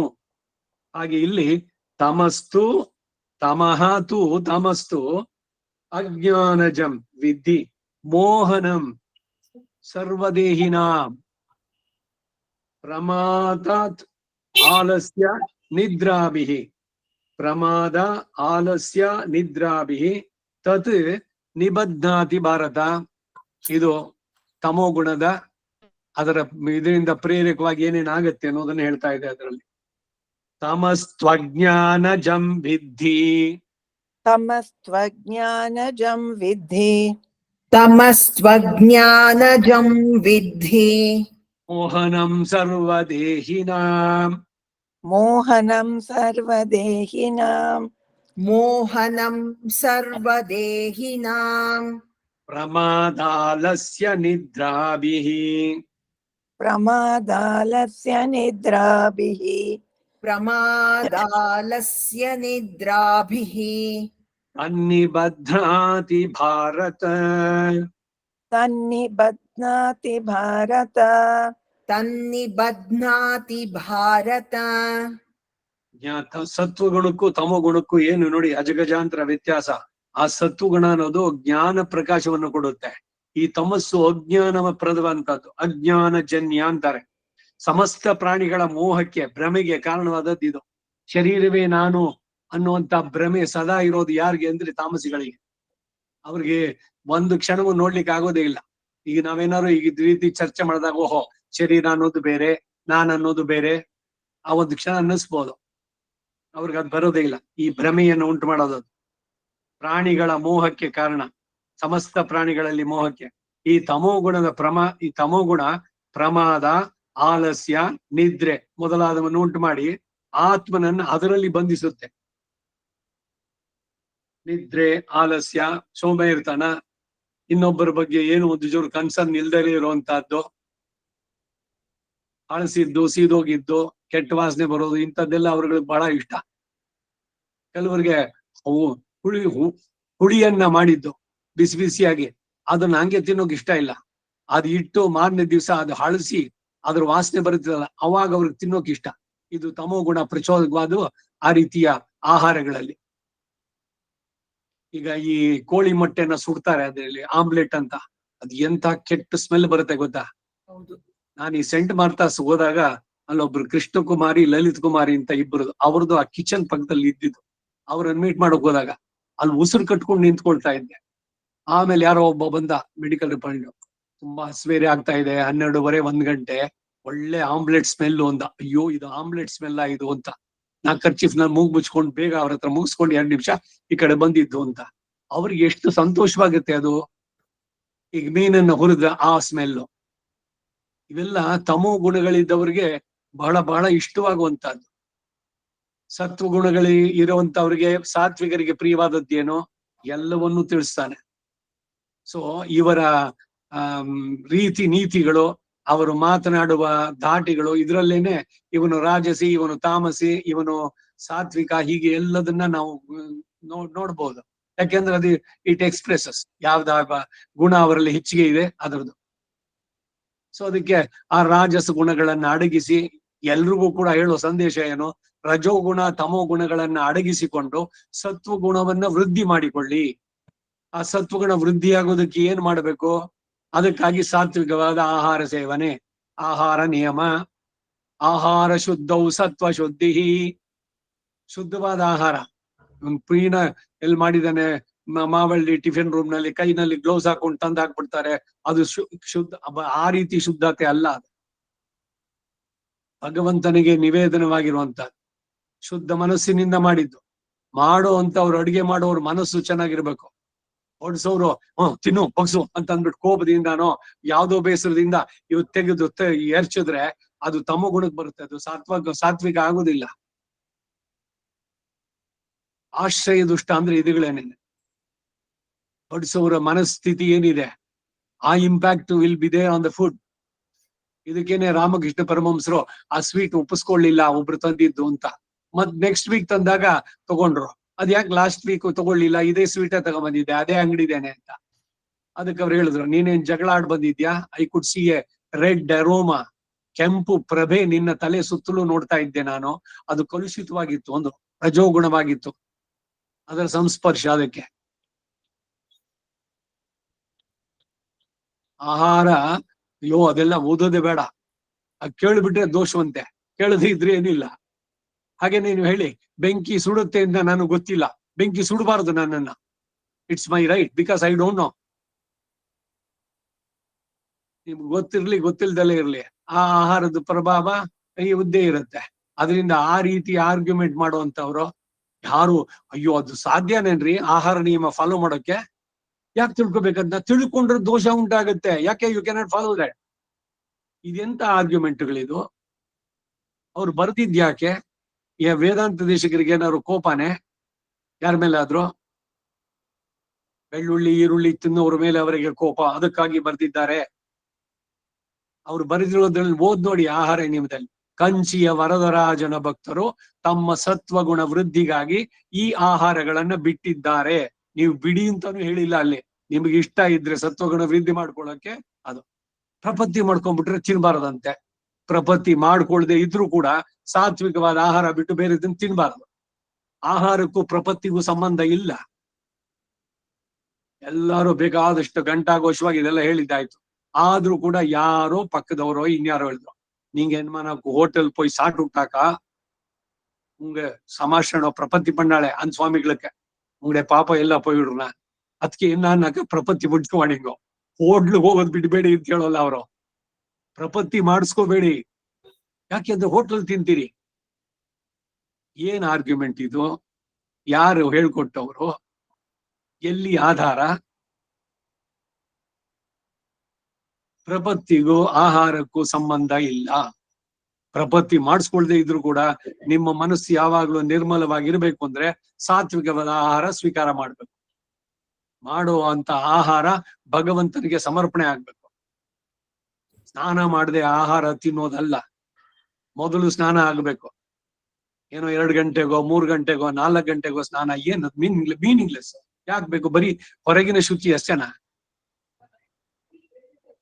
ಏನೇ ಕೆಲಸ ಮಾಡ್ಬೇಕಾದ್ರೂ ಸ್ನಾನ ಮೂಲಂ ಸರ್ವ ಕಾರ್ಯಗಳು ಅಂತ ಸ್ಮೃತಿಗಳು, ಗ್ರಂಥ, ಆನೇಕ ಗ್ರಂಥಗಳನ್ನು ತಗೊಂಡು ನೋಡಿ. ಸ್ನಾನ ಇಲ್ಲದೆ ಅಡಿಗೆ ಮನೆ ಪ್ರವೇಶ ಮಾಡಬಾರದು. ಎಷ್ಟು ಸೀರಿಯಸ್ ಗೊತ್ತಾ ಇದು? ಏನಂತೆ ಡಬಲ್ ಡೋಸ್ ಇದು. ಸ್ಪೂನ್ ನಲ್ಲಿ ತಿಂದ್ಬಿಟ್ರೆ ಏಂಜಲ್. ನಿಮ್ ಮನೇದು ಒಂಚೂರು ತಿಂದ್ ನೋಡೋಣ, ಅವ್ರ ಮನೇದೊಂದು. ಇದಕ್ಕೇನೋ ಒಂದು ಹೇಳ್ತಾರಲ್ಲಿ ಅಮೆರಿಕಾದಲ್ಲಿ, ಎಲ್ರು ತಂದ್ಬಿಟ್ಟು ಮಾಡಿದ್ದನ್ನ ಎಲ್ರು ಇಟ್ಕೊಂಡು ತಿನ್ನೋದು. ಅವ್ರ ಮನೆಯದು, ಇವ್ರದ್ದು, ಇವ್ರ ಮನೆಯದು ಎಲ್ಲ. ಬರೀ ನಾಲ್ಗೆ ರುಚಿ ಅಷ್ಟಾದ್ರೆ ಸಾಕು. ಪಾಟ್ಲಾಕ್ ಅಂತ. ಎಸ್, ಕೇವಲಾಘೋ ಭವತಿ ಕೇವಲಾದಿ ಅನ್ನೋ ಸೂಕ್ತದಲ್ಲಿ ಹೇಳ್ತಾನೆ. ಕೇವಲ ಅಘ, ಪಾಪವನ್ನು ತಿಂತಾರೆ. ಇವನು ಅನಘ, ಅರ್ಜುನ, ಪಾಪದಿಂದ ದೂರಾದವನು, ಯಾವ ಪಾಪಗಳು ಲೇಷವೂ ಇಲ್ಲದಂತವನು ಅಂತ ಅವ್ರು ಹೇಳಿದ್ದು. ಆ ರೀತಿನಲ್ಲಿ ಜಾಸ್ತಿ ಆಯ್ತು. ಹೋಗೋಣ ಮುಂದಕ್ಕೆ. ತಮಸ್ತು ಅಜ್ಞಾನಜಂ ವಿದ್ಧಿ. ತಮಸ್ಸೆಂಬುದು ಅಜ್ಞಾನಜನ್ಯ ಎಂದು ಸಮಸ್ತ ಪ್ರಾಣಿಗಳ ಮೋಹ ಭ್ರಮೆಗೆ ಕಾರಣವ ಅನ್ನೋದನ್ನ ಸರಿಯಾಗಿ ತಿಳಿ ಹೇ ಅರ್ಜುನ. ಈ ತಮೋಗುಣ ಪ್ರಮಾದ, ಆಲಸ್ಯ, ಪ್ರಮಾದವಶಾತ್ ಅಂತಾರೆ. ಏನು ಪ್ರಮಾದ? ಜ್ಞಾನ ಇಲ್ಲದೆ ಮಾಡಿದ ಕೆಲಸ ಪ್ರಮಾದ. ಯೋ ಪ್ರಮಾದ ಆಯ್ಪೋಚಿ. ಏನ್ ಪ್ರಮಾದ? ಆಲಸ್ಯ, ನಿದ್ರೆ ಇವುಗಳನ್ನ ಉಂಟು ಮಾಡೋದು. ಜೊತೆಗೇನು ಅಂದ್ರೆ ಆತ್ಮನನ್ನ ಬಂಧನದಲ್ಲಿ ಇಡುತ್ತೆ. ಏನು ಬಂಧನ? ಶರೀರವೇ ನಾನು ಅಂತ ಅನ್ಕೊಂಡು ಅವರಿಗೆ ಉದ್ಧಾರವೇ ಇಲ್ಲ. ಇವರು ಮಾತ್ರರೆಲ್ಲ ನಿತ್ಯ ಸಂಸಾರಿಗಳು ಅಂತಾರೆ. ಈ ತರದಲ್ಲಿ 9ನೇ ಶ್ಲೋಕ. ಸತ್ವಂ ಸುಖೇ ಸಂಜಯತಿ ರಜಃ ಕರ್ಮಣಿ ಭಾರತ ಜ್ಞಾನಂ ಆವೃತ್ಯ ತು ತಮಃ ಪ್ರಮಾದೆ ಸಂಜಯತಿ ಉತ. ಸತ್ವಂ ಸುಖೇ ಸಂಜಯತಿ. ಸತ್ವಂ ಸುಖೇ ಸಂಜಯತಿ. ಸತ್ವಂ ಸುಖೇ ಸಂಜಯತಿ. ರಜಃ ಕರ್ಮಣಿ ಭಾರತ. ರಜಃ ಕರ್ಮಣಿ ಭಾರತ. ರಜಃ ಕರ್ಮಣಿ ಭಾರತ. ಜ್ಞಾನಮಾವೃತ್ಯ ತು ತಮಃ. ಜ್ಞಾನಮಾವೃತ್ಯ ತು ತಮಃ. ಜ್ಞಾನಂ ಆವೃತ್ಯ ತು ತಮಃ. ಜ್ಞಾನಮಾವೃತ್ಯ ತು ತಮಃ. ಜ್ಞಾನಂ ಆವೃತ್ಯ ತು ತಮಃ. ಪ್ರಮಾದೇ ಸಂಜಯತ್ಯುತ. ಪ್ರಮಾದೇ ಸಂಜಯತ್ಯುತ. ಪ್ರಮಾದೇ ಒಂದು ನಿಮಿಷ ತುಂಬಿ. ಪ್ರಮಾದೇ ಸಂಜಯತ್ಯುತ. ಭರತ ವಂಶದಲ್ಲಿ ಜನಿಸಿದವನೇ ಅರ್ಜುನ. ಸತ್ವವು ಪುರುಷನನ್ನ ಸುಖದಲ್ಲಿ, ರಜಸ್ಸು ಕರ್ಮಗಳಲ್ಲಿ ಕಟ್ಟಿಡುತ್ತೆ. ತಮಸ್ಸೆಂಬುದು ಜ್ಞಾನವನ್ನ ಮರೆಸಿ ವಿಪರೀತವಾದ ವ್ಯಾಪಾರಗಳಲ್ಲಿ ಪ್ರವರ್ತಿಸುವಂತೆ ಮಾಡುತ್ತೆ. ಈಗ ಜ್ಞಾನ ಅನ್ಬೇಕಾದ್ರೆ ಮೊದ್ಲೇ ಹೇಳಿದೆ ನಾನು, ವಿಪರೀತ ಜ್ಞಾನ ಅಂತ ಏನು ಇದೆಯೋ ಅದು ಆಕ್ಚುಲ್ ಆಗಿ ಅದಕ್ಕೆ ವಿರುದ್ಧವಾಗಿ ತಿಳಿಯುವಂತಹದ್ದು. ಈಗ ಅದಿದೆ ಅಂದ್ರೆ ಇಲ್ಲ ಅನ್ನೋಂತ ಜ್ಞಾನ ಉಂಟಾಗುವಂತದ್ದು ವಿಪರೀತ ಜ್ಞಾನ. ಅಜ್ಞಾನ, ಅಲ್ಪ ಜ್ಞಾನ, ವಿಪರೀತ ಜ್ಞಾನ ಇದೆಲ್ಲ ಬಿಟ್ಟು ಯಥಾರ್ಥವಾದ ಜ್ಞಾನ, ಅದು ಹೇಗಿದೆಯೋ ಹಾಗೆ ಸರಿಯಾಗಿ ತಿಳಿಯುವಂತಹದ್ದು. ಯಥಾವತ್ತಾಗಿ ತಿಳಿಸಿದೆ ಅಂದ್ರೆ ಹೇಗಿತ್ತೋ ಅದಕ್ಕಿನ್ನು ರೆಕ್ಕೆ ಪುಕ್ಕ ಎಲ್ಲ ಸೇರಿಸಿ ರಾಜ ಕಪ್ಪಗಿರೋ ಕಾಗಿಯನ್ನ ಕಕ್ಕಿದ ಅಂತ ಸುದ್ದಿ ಬಂತಲ್ಲ, ಹಾಗೆ ಒಬ್ರು ಹೇಳಿದ ಸುದ್ದಿ ಇನ್ನೊಂದು ಜೀದಕ್ಕೆ ಹೋಗ್ಬೇಕಾದ್ರೆ ಅದು ತುಂಬಾ ಇಂಪ್ರೆಸ್ ಆಗಿರ್ಬೇಕು ಅಂತ ಅದಕ್ಕೆ ಇನ್ನೆಲ್ಲ ಸೇರಿಸಿ ಇಲ್ಲಿ ಹೋದ್ರೆ ಹುಲಿ ಹೋಯ್ತು ಅಂತ ವರ್ಣನೆ ಮಾಡಿ ಹೇಳಿದ್ರು ಅಂತ. ಎಕ್ಸಾಗ್ರೇಷನ್. ಏನೋ ವಿಷಯ ಏನಿದೆಯೋ ಅಷ್ಟಕ್ಕೆ ಇನ್ನೆಲ್ಲ ಒಂದ್ ಸ್ವಲ್ಪ ಅದು ಸುಮ್ನೆ ಹೇಳಿದ್ರೆ ಅದಕ್ಕಿರೋಲ್ಲ, ಅದಕ್ಕೆ ಸ್ವಲ್ಪ ಅದಕ್ಕೆ ಉಪ್ಪು ಗಿಪ್ಪು ಎಲ್ಲ ಸೇರಿಸಿ ಬಹಳ ವರ್ಣಿಸಿ ಹೇಳುವಂತದ್ದು. ಅದಾಗಬಾರದು. ಇಲ್ಲಿ ತಮಸ್ಸೆಂಬುದು ಜ್ಞಾನವನ್ನ ಮರೆಸಿ ವಿಪರೀತ ವ್ಯಾಪಾರಗಳಲ್ಲಿ ಪ್ರವರ್ತಿಸುವಂತೆ ಮಾಡುತ್ತೆ. ಯಾವುದು ಧರ್ಮಕ್ಕೋ ಶಾಸ್ತ್ರಕ್ಕೋ ವಿರುದ್ಧವಾದ ಕೆಲಸಗಳನ್ನು ತೊಡಗಿಸೋದಕ್ಕೆ ಪ್ರಚೋದನೆ ಮಾಡೋದು ತಮೋಗುಣ. ಅದಕ್ಕೆ ಇಂಥವ್ರ ಜೊತೆಯಲ್ಲೂ ಸೇರ್ಬೇಡಿ ಅಂತಾರೆ. ತಮೋಗುಣ ಜಾಸ್ತಿ ಇರುವಂತವ್ರು ಬರೀ ಶರೀರ, ಅದರ ಕಂಫರ್ಟ್ಸು, ಇದರ ಬಗ್ಗೆನೇ ಮಾತಾಡುವಂತಹದ್ದು. ಆ ಮಾತಿನಲ್ಲೂ ಕೂಡ ನನ್ನ ಬಿಟ್ರಿಲ್ಲ, ಆತ್ಮ ಪ್ರಶಂಸೆ ಇಲ್ಲ, ಪರ ನಿಂದೆ, ಇನ್ನೊಬ್ಬರನ್ನ ದೂಷಣೆ, ಇವೆಲ್ಲ ತಮೋ ಗುಣಗಳಲ್ಲಿ ಸಹಜವಾಗಿ ಬರುವಂತಹದ್ದು. ಆಮೇಲೆ ಎಲ್ಲ ಮಾತಾಡ್ಬಿಟ್ಟು ಅಯ್ಯೋ ನಮ್ಗೆ ಯಾಕೆ ಬಿಡಿ ಇನ್ನೊಬ್ಬರ ಮನೆ ಸುದ್ದಿ, ಇಟ್ಟೊತ್ತು ಹೇಳಿದೇನೋದು ಏನು ಭಗವಂತ ನಾಮ ಸಂಕೀರ್ತನೇನೆ. ಸೊ ಒಂದೊಂದು ಗುಣದಿಂದ ಏನೇನಾಗತ್ತೆ ಅನ್ನೋದನ್ನ ಇಲ್ಲಿ ಹೇಳ್ತಾ ಬರ್ತಾನೆ. 9ನೇದಾಯ್ತು ಶ್ಲೋಕ. 10ನೇ ಶ್ಲೋಕ. ರಜಃ ತಮಃ ಚ ಅಭಿಭೂಯ ಸತ್ವಂ ಭವತಿ ಭಾರತ. ರಜಃ ಸತ್ವಂ ತಮಃ ಚ ಏವ ತಮಃ ಸತ್ವಂ ರಜಃ ತಥಾ ರಜಸ್ತಮಶ್ಚಾಭಿಭೂಯ. ರಜಸ್ತಮಶ್ಚಾಭಿಭೂಯ. ರಜಸ್ತಮಶ್ಚಾಭಿಭೂಯ. ಸತ್ವಂ ಭವತಿ ಭಾರತ. ಸತ್ವಂ ಭವತಿ ಭಾರತ. ಸತ್ವಂ ಭವತಿ ಭಾರತ. ರಜಸತ್ವಂ ತಮಶ್ಚೈವ. ರಜಸತ್ವಂ ತಮಶ್ಚೈವ. ರಜಸತ್ವಂ ತಮಶ್ಚೈವ. ತಮಸ್ಸತ್ವಂ ರಜಸ್ತಥಾ. ತಮಸ್ಸತ್ವಂ ರಜಸ್ತಥಾ. ತಮಸ್ಸತ್ವಂ ರಜಸ್ತಥಾ. ರಜಸ್ತಮಶ್ಚಾಭಿಭೂಯ. ಈ 3 ಗುಣಗಳಲ್ಲಿ ಸತ್ವವು ರಜಸ್ತಮಸ್ ಎರಡುಗಳನ್ನು ಕೂಡ, ರಜಸ್ಸು ತಮಸ್ಸು ಎರಡನ್ನು ಮೆಟ್ಟಿ ತಾನೇ ಪ್ರಕಾಶಿಸೋದುಂಟು. ಅವನನ್ನ ಸಾತ್ವಿಕ. ನಾನ್ ಮೊದ್ಲೇ ಹೇಳಿದೆ, ಇಲ್ಲಿ ಯಾರು ಪೂರ ಸಾತ್ವಿಕರು ಅಂತಿಲ್ಲ, ಪೂರ ತಾಮಸಿಗಳು ಅಂತೂ ಇಲ್ಲ, ಎಲ್ಲರಲ್ಲೂ ಎಲ್ಲಾ ಗುಣಗಳು ಇದೆ. ಅದಕ್ಕೇನು ಅಂದ್ರೆ ಪ್ರತಿಯೊಬ್ಬರ ಇದು ಉದ್ದೇಶ ಏನಾಗ್ಬೇಕು ಅಂದ್ರೆ ಈ ರಜೋಗುಣ ತಮೋ ಗುಣಗಳನ್ನ ಅಡಗಿಸಿ ಹೆಚ್ಚು ಕಾಲ ಸತ್ವದಲ್ಲಿ ನೆಲೆ ನಿಂತವನನ್ನ ಸಾತ್ವಿಕ ಅಂತ ಹೇಳ್ಬಹುದು. ಹಾಗೆ ರಜೋಗುಣದಲ್ಲಿ ಹೆಚ್ಚಿಗೆ ಇರೋನು, ಅಟ್ಯಾಚ್ಮೆಂಟು ಕರ್ಮಗಳಲ್ಲಿ ಇದರಲ್ಲಿ ನಾನು ಪರ್ಫೆಕ್ಟ್ ಮಾಡ್ತೀನಿ, ನನ್ ಬಿಟ್ರಿಲ್ಲ, ನನ್ನಂತೆ ಯಾರು ಮಾಡೋರಲ್ಲ, nobody can do like me, ಇದೆಲ್ಲ ರಜೋಗುಣದಲ್ಲಿ ಪ್ರಧಾನವಾಗಿ ಬರುವಂತಹದ್ದು. ಈ ರಜೋಗುಣ ತಮೋ ಗುಣಗಳನ್ನ ಮೆಟ್ಟಿ ತಾನೇ ಪ್ರಕಾಶಿಸೋದು ಉಂಟು ಸತ್ವಗುಣ. ಅವರು ಪರಮ ಸಾತ್ವಿಕರು ಅಂತ ಹೇಳುವಂತವ್ರು. ಹಾಗೆಯೇ ರಜಸ್ಸು ಸತ್ವ ಮತ್ತು ತಮೋ ಗುಣಗಳನ್ನ ಮತ್ತು ತಮಸ್ಸು ಸತ್ವ ಮತ್ತು ರಜಗಳನ್ನ ಮೆಟ್ಟಿ ತಾನೇ ಮೇಲಾಗೋದು ಉಂಟು. ಅಂತವನನ್ನ ಒಬ್ಬ ಈಗ ರಜೋಗುಣ ಬಹಳ ಹೆಚ್ಚಾಗಿರೋವನಿಗೆ ಅವನೇನ್ ಮಾಡಿದ್ದಾನೆ, ಸತ್ವಗುಣ ತಮೋ ಗುಣಗಳನ್ನ ಇಳಿಸ್ಬಿಟ್ಟಿದ್ದಾನೆ. ತಮೋ ಗುಣದವನು ಈ ಎರಡನ್ನ ಇದ್ ಮಾಡಿ ಬಿಟ್ಟಿದ್ದಾನೆ. ಹೀಗೆ ಒಂದೊಂದು ಕೂಡ ಅವನು ರಾಜಸಿ, ಇವನು ತಾಮಸಿ. ಯಾರಲ್ಲಿ ಯಾವುದು ಹೆಚ್ಚಿಗೆ ಕಾಣಿಸುತ್ತೋ ಅವನನ್ನ ಆ ಸಂಬೋಧನೆ ಮಾಡುವಂತ. ಅದು ಮೂರು ಎಲ್ಲರಲ್ಲೂ ಇದೆ. ತಾಮಸಿ ಎಲ್ಲೂ ಸತ್ವಗುಣ ಇದೆ, ಸತ್ವ ಗುಣದಲ್ಲಿ ಇರುವಂತ ಸಾತ್ವಿಕನಲ್ಲೂ ತಾಮೋ ಗುಣ ಇರುತ್ತೆ. ಒಂದೊಂದ್ಸಲಿ ಅವನು ಅನ್ಸುತ್ತೆ, ಅಯ್ಯೋ ಏನು ಬೇಡ ಇವ ಮಲ್ಗ್ಬೇಡ ಸುಮ್ನೆ ಅನ್ಸುತ್ತೆ. ನಿದ್ದೆ ಮಾಡೋದು ತಮೋ ಗುಣ, ಅದನ್ನು ಪ್ರಚೋದಿಸುತ್ತೆ. ಅದಕ್ಕೆ ಹೆಚ್ಚಿಗೆ ನಿದ್ದೆ ಮಾಡಬಾರ್ದು. ಅಯ್ಯೋ ನನಗೆ ನಿದ್ದೆನೇ ಬರೋಲ್ಲ, ದುಃಖ ಪಡ್ಬೇಕಾಗಿಲ್ಲ. ನಿಜವಾಗ್ಲು ನಿದ್ದೆ ಬರ್ದಿದ್ರಿ ಏನಂತೆ, ಆನಂದವಾಗಿ ಭಗವಂತನ ಚಿಂತನೆ ಮಾಡಿ ಒಂದಷ್ಟು ಬೇರೆ ಇನ್ನೇನಾರು ಓದಿ ಒಂದಾದ್ಮೇಲೆ ಒಂದು ಪುಸ್ತಕ ಹಿಡ್ಕೊಂಡ್ರೆ ನಿದ್ದೆ ಬರುತ್ತೆ ಅಂದ್ರೆ ಕಷ್ಟ, ಪ್ರಾಬ್ಲಮ್. ನಿದ್ದೆ ಬರೋಲ್ಲ ಅಂದ್ರೆ ಅದಕ್ಕೆ ಯೋಚನೆ ಮಾಡ್ಬೇಕು. ಅಯ್ಯೋ ನಿದ್ದೆನೆ ಬರೋಲ್ಲ, ಅಯ್ಯೋ ನಿದ್ದೆನೆ ಬರೋಲ್ಲ. ರಾತ್ರಿ ಎಷ್ಟೊತ್ತಾದ್ರೂ ಓದು, 12 ಗಂಟೆ ಅಲಾರಂ ಹೊಡೀತು, ಅಲ್ಲೆಲ್ಲೋ ನಾಯಿ ಕೂಗ್ತು, ಅದ್ರ ಬದ್ ಕೂತ್ಕೊಂಡು ಏನಾದ್ರು ಓದಬಾರ್ದೆ, ಭಗವಂತನ ಚಿಂತನೆ ಮಾಡಬಾರ್ದೆ, ಇಲ್ಲ ಉಪದೇಶ ಆಗಿರೋ ಯಾವ್ದಾದ್ರು ದ್ವಯ ಮಂತ್ರವೋ ಅವುಗಳನ್ನ ಹೇಳ್ಬಾರ್ದೆ. ಮನಸ್ಸನ್ನ ಭಗವಂತನ ಕಡೆಗೆ ತೊಡಗಿಸ್ಕೊಳ್ಳೋದಕ್ಕೊಂದು ಅವಕಾಶ ಅಲ್ವಾ. ನಮ್ಮ ಆಯಸ್ಸಿನಲ್ಲಿ ಪೂರ್ತ ಅರ್ಧ ಭಾಗ ನಿದ್ದೆನಲ್ಲಿ ಹೋಯ್ತು. ಆ ತಿರುಮಾಲೆನಲ್ಲಿ ನೋಡಿ ಅವ್ರು ಹೇಳ್ತಾರೆ, ವೇದ ನೂಲ್ಪಿರಾಯುಂ 100. ವೇದದಲ್ಲಿ ಹೇಳಿದೆ ಮನುಷ್ಯನಿಗೆ ಆಯಸ್ಸು 100 ಅಂದ್ರೆ ಶಾಸ್ತ್ರ 100 ವರ್ಷ.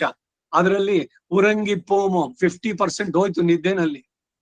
ಇನ್ ಮಿಕ್ಕಿದ 50% ಅಲ್ಲಿ ಬಾಲ್ಯ, ಕೌಮಾರ, ಪ್ರೌಢ, ಯೌವನ, ವಾರ್ಧಕ್ಯ ಇವುಗಳಲ್ಲಾಗೋಯ್ತು.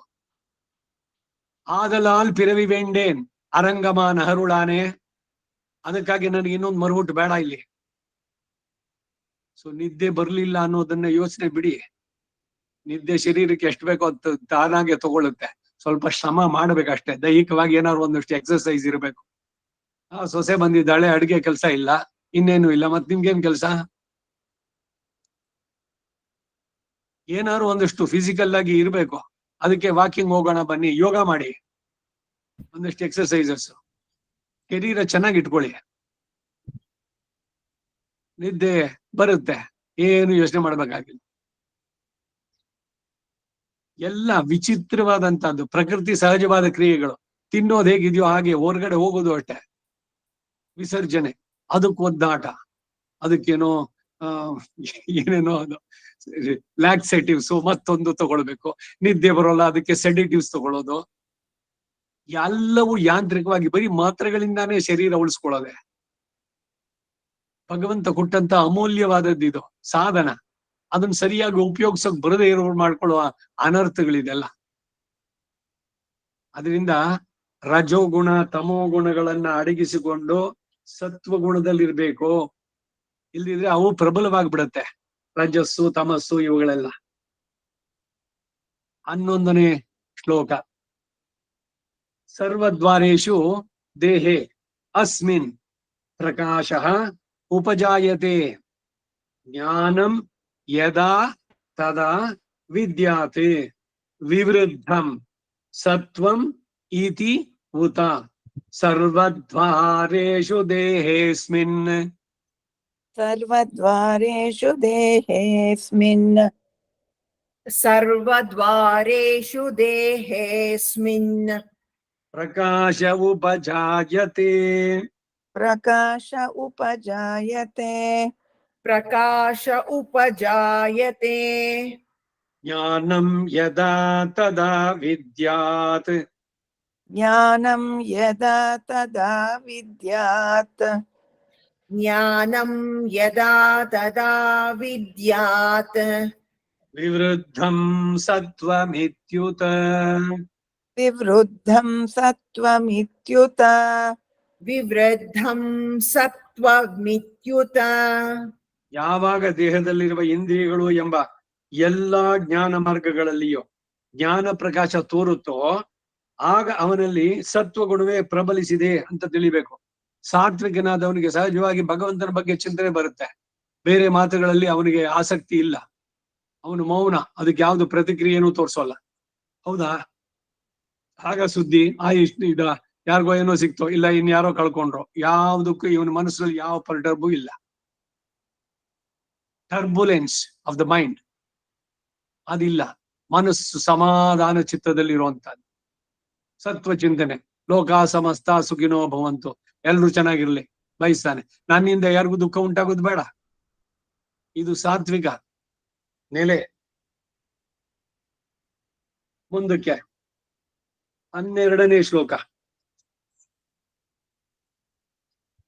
ಲೋಭ ಪ್ರವೃತ್ತಿ ಆರಂಭ ಕರ್ಮಣ ಅಶಮಃ ಸ್ಪೃಹ ರಜಸಿ ಏತಾನಿ ಜಾಯಂತೆ ವಿವೃದ್ಧೇ ಭರತರ್ಷಭ.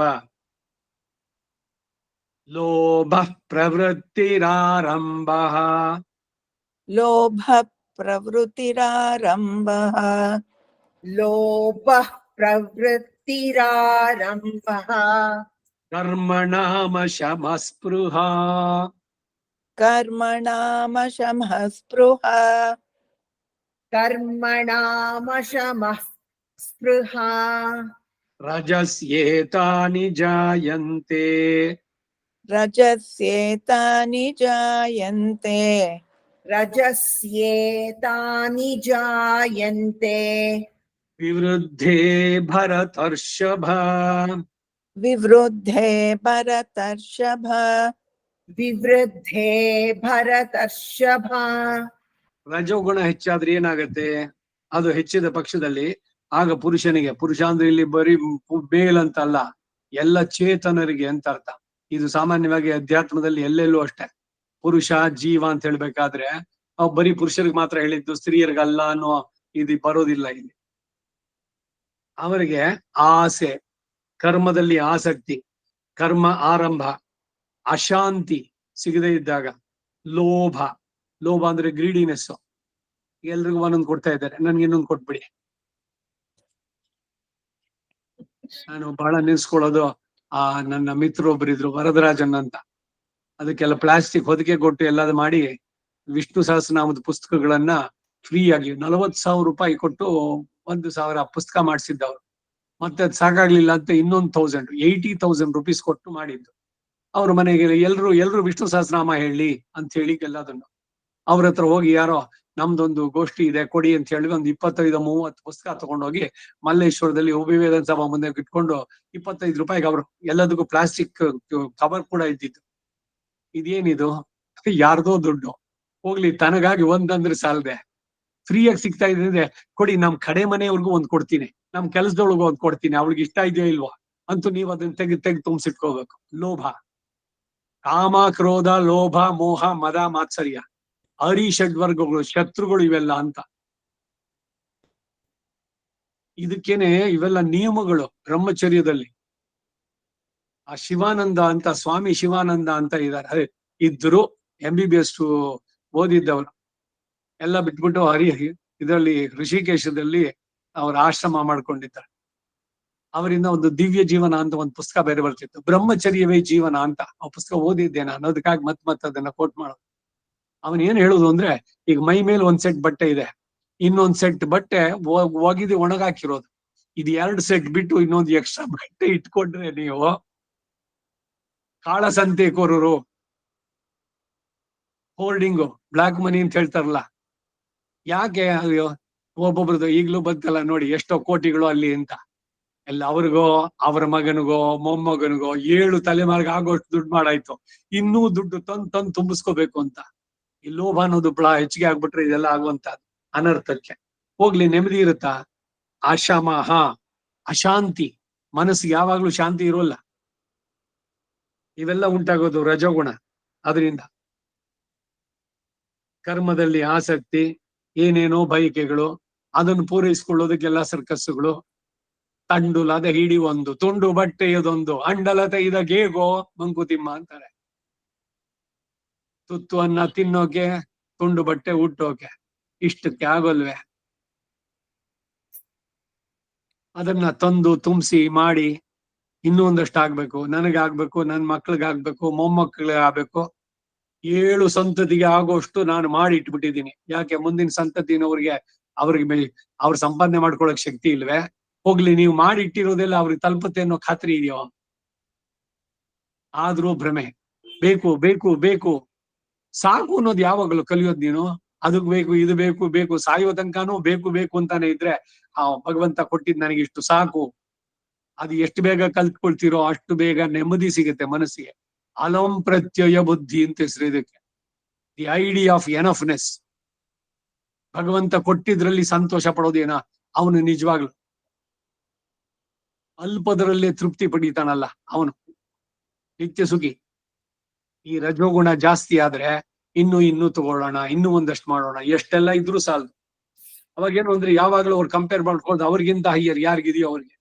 ಅದ್ರ ಬದಲು ನಿಮಗಿಂತ ಏನು ಇಲ್ದಲೇ ಇರೋ ಇದ್ದಲ್ಲ ಅವ್ರು ನೋಡಿ, ಮನೇನೇ ಇಲ್ಲ, ಬಾಡಿಗೆ ಮನೆಯಲ್ಲಾರು ಇದ್ದೀವಲ್ಲ, ರಸ್ತೆನಲ್ಲಿ ಇಲ್ವಲ್ಲ. ಸ್ಲಮ್ ಏರಿಯಾದಲ್ಲಿ ಇರೋರ್ಗಿಂತ ನಮ್ದು better. We are in a rented house. ಇಲ್ಲ ಓನ್ ಹೌಸ್ ಇದೆಯಾ? ಓನ್ ಹೌಸ್ ಇದ್ರೆ ರೆಂಟೆಡ್ ಹೌಸ್ ಗಿಂತ ಬೆಟರ್. ಅಷ್ಟು ಓನ್ ಹೌಸ್ ಇದ್ರು ಕೂಡ, ಸ್ವಂತ ಮನೆ ಇದ್ರು ಕೂಡ, ಅಯ್ಯೋ ನಾನು 5 ಮನೆ 7 ಇದ್ರದ್ದು ಅಂತಸ್ತಿನ ಮನೆ ಕಟ್ಲಿಲ್ಲ, ಅದೇ ಇವನಿಗೆ ದುಃಖಕ್ಕೆ ಕಾರಣ. ಇದ್ರೂ ಕೂಡ ಅವ್ರು ಸುಖಿ ಅಲ್ಲ.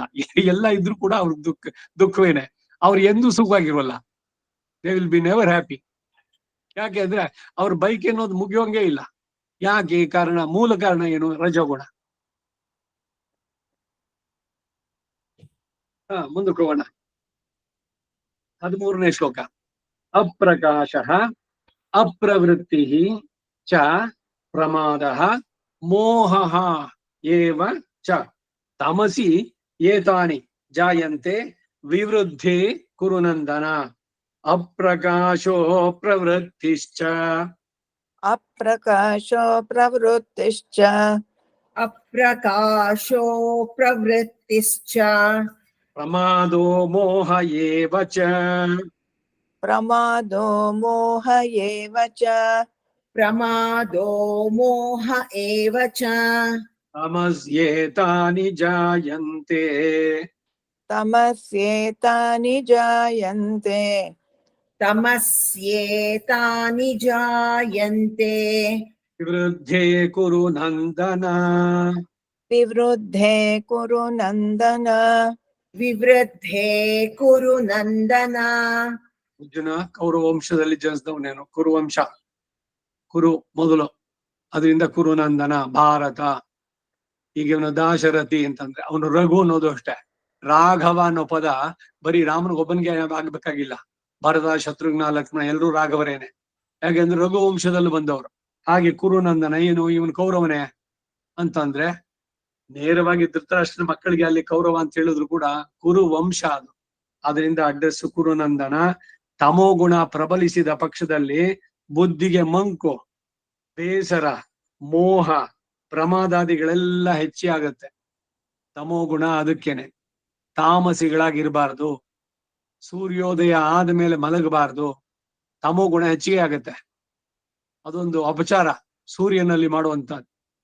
ಸೂರ್ಯೋದಯ ಆಗೋಕ್ ಮೊದಲು ಪ್ರತಿಯೊಬ್ರು ಹೇಳ್ಬೇಕು. ಬರೀ ಸಂಧ್ಯಾವನೆ ಮಾಡೋರು ಮಾತ್ರ ಅಲ್ಲ, ಎಲ್ಲರೂ ಕೂಡ ಬೆಳಗ್ಗೆ ಎದ್ದಿದ ತಕ್ಷಣ ದಂತಧಾವನ ಇವುಗಳು ಮುಗಿಸಿದ ತಕ್ಷಣ ಮೊದಲು ಸ್ನಾನ ಆಗ್ಬೇಕು, ಆಮೇಲೆ ಹೊರಗಡೆ ಬರ್ಬೇಕು. ಇದು ವಿಧಿ, ಇದು ಆಚಾರ. ಏಷ ಆದೇಶ. ಇದು ಏತದ್ ಅನುಶಾಸನ. This has to be done like this only. ಯಾವಾಗ್ಲೂ ಮಾಡೋದಲ್ಲ. ರಾತ್ರಿ ಮಲ್ಗೋಕ್ ಮೊದ್ಲು ಸ್ನಾನ. ಅವ್ನು ಸಾಯಂಕಾಲ ರಾತ್ರಿನಲ್ಲಿ ಸ್ನಾನ ಮಾಡಿ ನಂದ ಗೋಕುಲದಲ್ಲಿ ಆ ನಂದಗೋಪನನ್ನ ವರ್ಣಲೋಕ ಕೇಳ್ಕೊಂಡು ಹೋಗ್ಬಿಟ್ರು. ಹೋಗಿ ಇವನು ಕರ್ಕೊಂಡ್ ಬಂದಿದ್ದ. ಆಮೇಲೆ ಯಾವಾಗ್ಲೂ ಸ್ನಾನ ಮಾಡೋದಲ್ಲ. ಸ್ನಾನ ಮಾಡಿ ಕೆಲಸ ಮಾಡಿ, ಏನೇನ್ ಕೆಲಸ ಇದ್ರು ಕೂಡ ಬೆವರು ಬರುವಷ್ಟಾದ್ರೂ ಕೂಡ ಆಮೇಲೆ ಕೈಕಾಲು ತಗೊಳ್ಳಿ ಸಾಕು. ಮತ್ತಿನ್ನೊಂದ್ಸಲಿ ಸ್ನಾನ ಬೇಕಿಲ್ಲ. ಶುದ್ಧಿಗಿರೋದು ಮೊದಲಿನಲ್ಲೇನೆ, ನಾಟ್ ಆಫ್ಟರ್. ಎಲ್ಲ ಅಡಿಗೆ ಕೆಲ್ಸಾನು ಹೊರಗಡೆ ಕೆಲ್ಸದ ತರ ಎಲ್ಲ ಮಾಡಿ ಮುಗಿಸಿ, ಅಯ್ಯೋ ಶೆಕೆಯಲ್ಲಿ ತುಂಬಾ ಬೆವರುತ್ತೆ, ಎಲ್ಲ ಮುಗಿಸ್ಬಿಟ್ಟು ಆಮೇಲೆ ಸ್ನಾನ ಮಾಡ್ಬಿಡ್ತೀನಿ ಅಂದ್ರೆ ದೊಡ್ಡ ಅಪಚಾರ.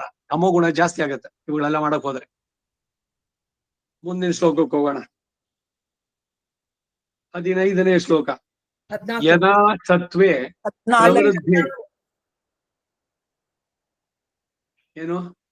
14 14. 14. 14, 15 ಅಲ್ಲ. ನಾನ್ ಮನಸ್ಸಲ್ಲಿ 15ಕ್ಕೆ ನಿಲ್ಲಿಸ್ಬೇಕು ಅಂದ್ಕೊಂಡಿದ್ದೆ, ಅದಕ್ಕೆ ಬಂತು.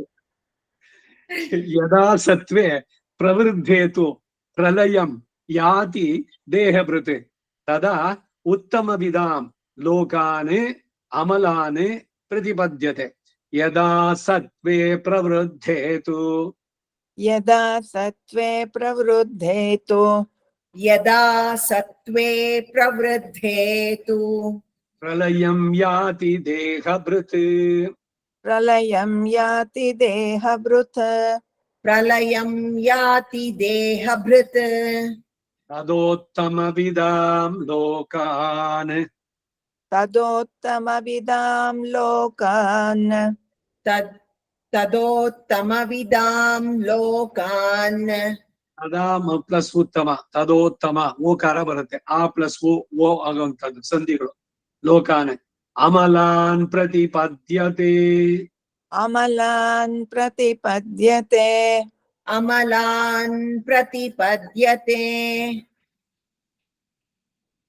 ಪುರುಷನು ತನ್ನಲ್ಲಿ ಸತ್ವಗುಣ ವೃದ್ಧಿ ಹೊಂದಿದಾಗ ಮರಣ ಹೊಂದಿದ್ರೆ ಉತ್ತಮ ಜ್ಞಾನಿಗಳಲ್ಲಿ ಗುಂಪಿನಲ್ಲಿ ಜನಿಸ್ತಾನೆ.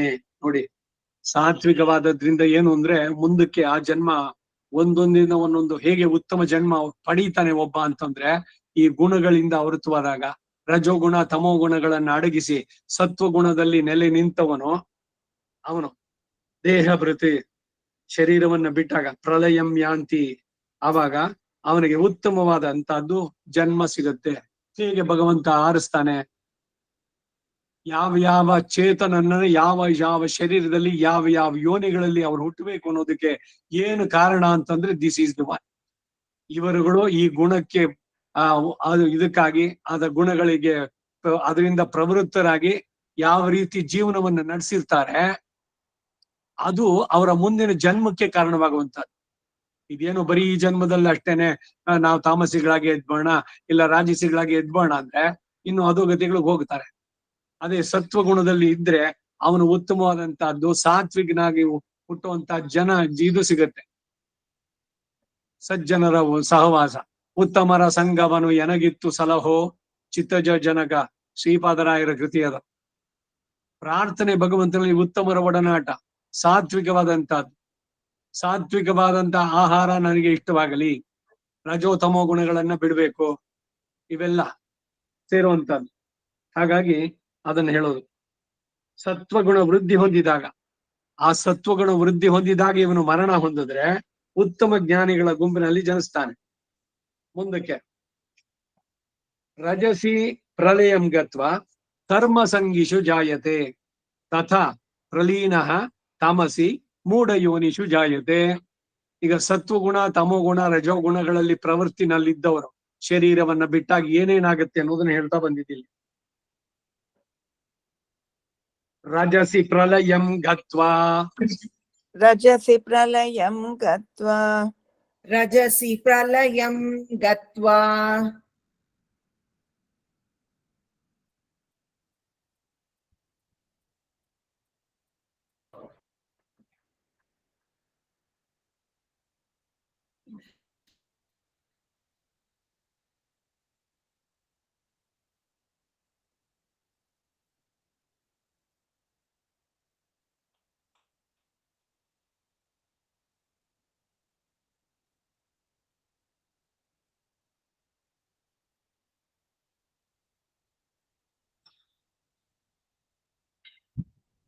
ವೈಫೈ ಪೋಚಾಕು.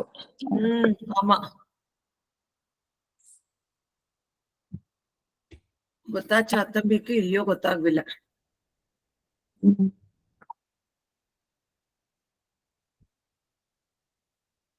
ಯಾರಾನು ವಂದಿಕ್ರಾಳ ಕೂಡ ಹತ್ಕ ಕಲ್ಪ ರಾಧಾಕ ವನ್ನಿಂದ, ರಾಧಾಕ ಪ್ರಿಯಾ ವನ್ನಿಂದಾಕ. ಓ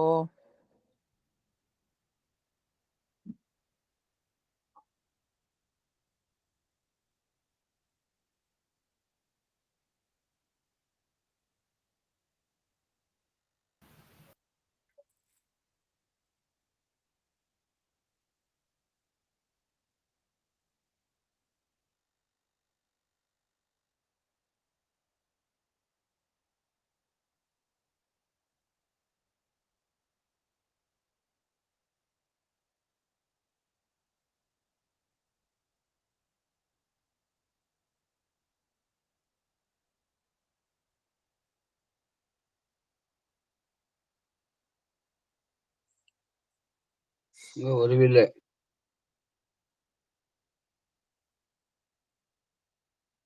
குட்டிக்கரணி காண்றது.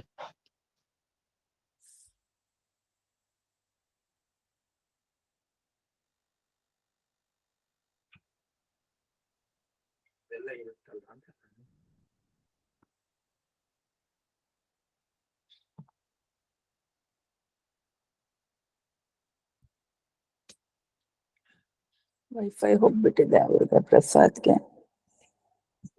ಕ್ಲಾಸ್ ಮುಗಿ க்ளோஸ் ವೈಫೈ பண்ணலாமா? க்ளோஸ் பண்ணலாமா?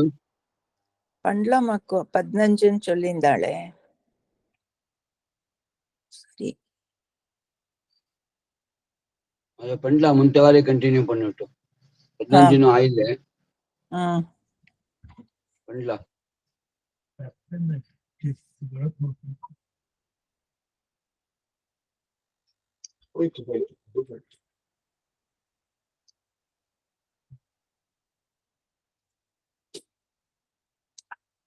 ಜನಾರ್ದನ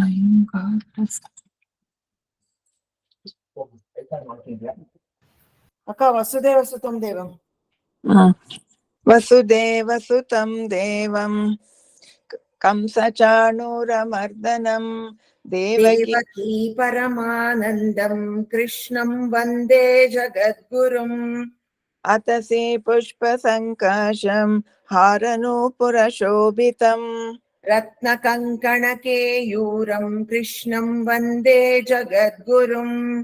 ಕುಟಿಲಾಲಕ ಸಂಯುಕ್ತಂ ಪೂರ್ಣಚಂದ್ರ ನಿಭಾನನಂ ವಿಲಸತ್ ಕುಂಡಲಧರಂ ದೇವಂ ಕೃಷ್ಣಂ ವಂದೇ ಜಗದ್ಗುರುಂ. ಮಂದಾರ ಗಂಧ ಸಂಯುಕ್ತಂ ಚಾರುಹಾಸಂ ಚತುರ್ಭುಜಂ ಬರ್ಹಿ ಪಿಂಚಾವಚೂಡಾಂಗಂ ಕೃಷ್ಣಂ ವಂದೇ ಜಗದ್ಗುರುಂ. ಉತ್ಪುಲ್ಲ ಪದ್ಮಪತ್ರಾಕ್ಷಂ ನೀಲಜೀಮೂತ ಸನ್ನಿಭಂ ಯಾದವಾನಾಂ ಶಿರೋರತ್ನಂ ಕೃಷ್ಣಂ ವಂದೇ ಜಗದ್ಗುರುಂ. ರುಕ್ಮಿಣೀ ಕೇಳಿ ಸಂಯುಕ್ತಂ ಪೀತಾಂಬರ ಸುಶೋಭಿತಂ ಅವಾಪ್ತ ತುಳಸೀ ಗಂಧಂ ಕೃಷ್ಣಂ ವಂದೇ ಜಗದ್ಗುರುಂ. ಗೋಪಿಕಾನಾಂ ಕುಚದ್ವಂದ್ವ ಕುಂಕುಮಾಂಕಿತ ವಕ್ಷಸಂ ಶ್ರೀನಿಕೇತಂ ಮಹೇಶ್ವಾಸಂ ಕೃಷ್ಣಂ ವಂದೇ ಜಗದ್ಗುರುಂ. ಶ್ರೀವತ್ಸಾಂಕಂ ಮಹೋರಸ್ಕಂ ವನಮಾಲಾ ವಿರಾಜಿತಂ ಶಂಖಚಕ್ರಧರಂ ದೇವಂ ಕೃಷ್ಣಂ ವಂದೇ ಜಗದ್ಗುರುಂ. ಕೃಷ್ಣಾಷ್ಟಕಮಿದಂ ಪುಣ್ಯಂ ಪ್ರಾತರುತ್ಥಾಯ ಯಃ ಪಠೇತ್ ಕೋಟಿ ಜನ್ಮ ಕೃತಂ ಪಾಪಂ ಸ್ಮರಣೇನ ವಿನಶ್ಯತಿ. ಕವಿತಾರ್ಕಿಕ ಸಿಂಹಾಯ ಕಲ್ಯಾಣ ಗುಣಶಾಲಿನೇ ಶ್ರೀಮದೇ ವೆಂಕಟೇಶಾಯ ವೇದಾಂತ ಗುರವೇ ನಮಃ. ಸರ್ವಂ ಶ್ರೀ ವಾಸುದೇವಾರ್ಪಣಮಸ್ತು. ನಮಸ್ತು.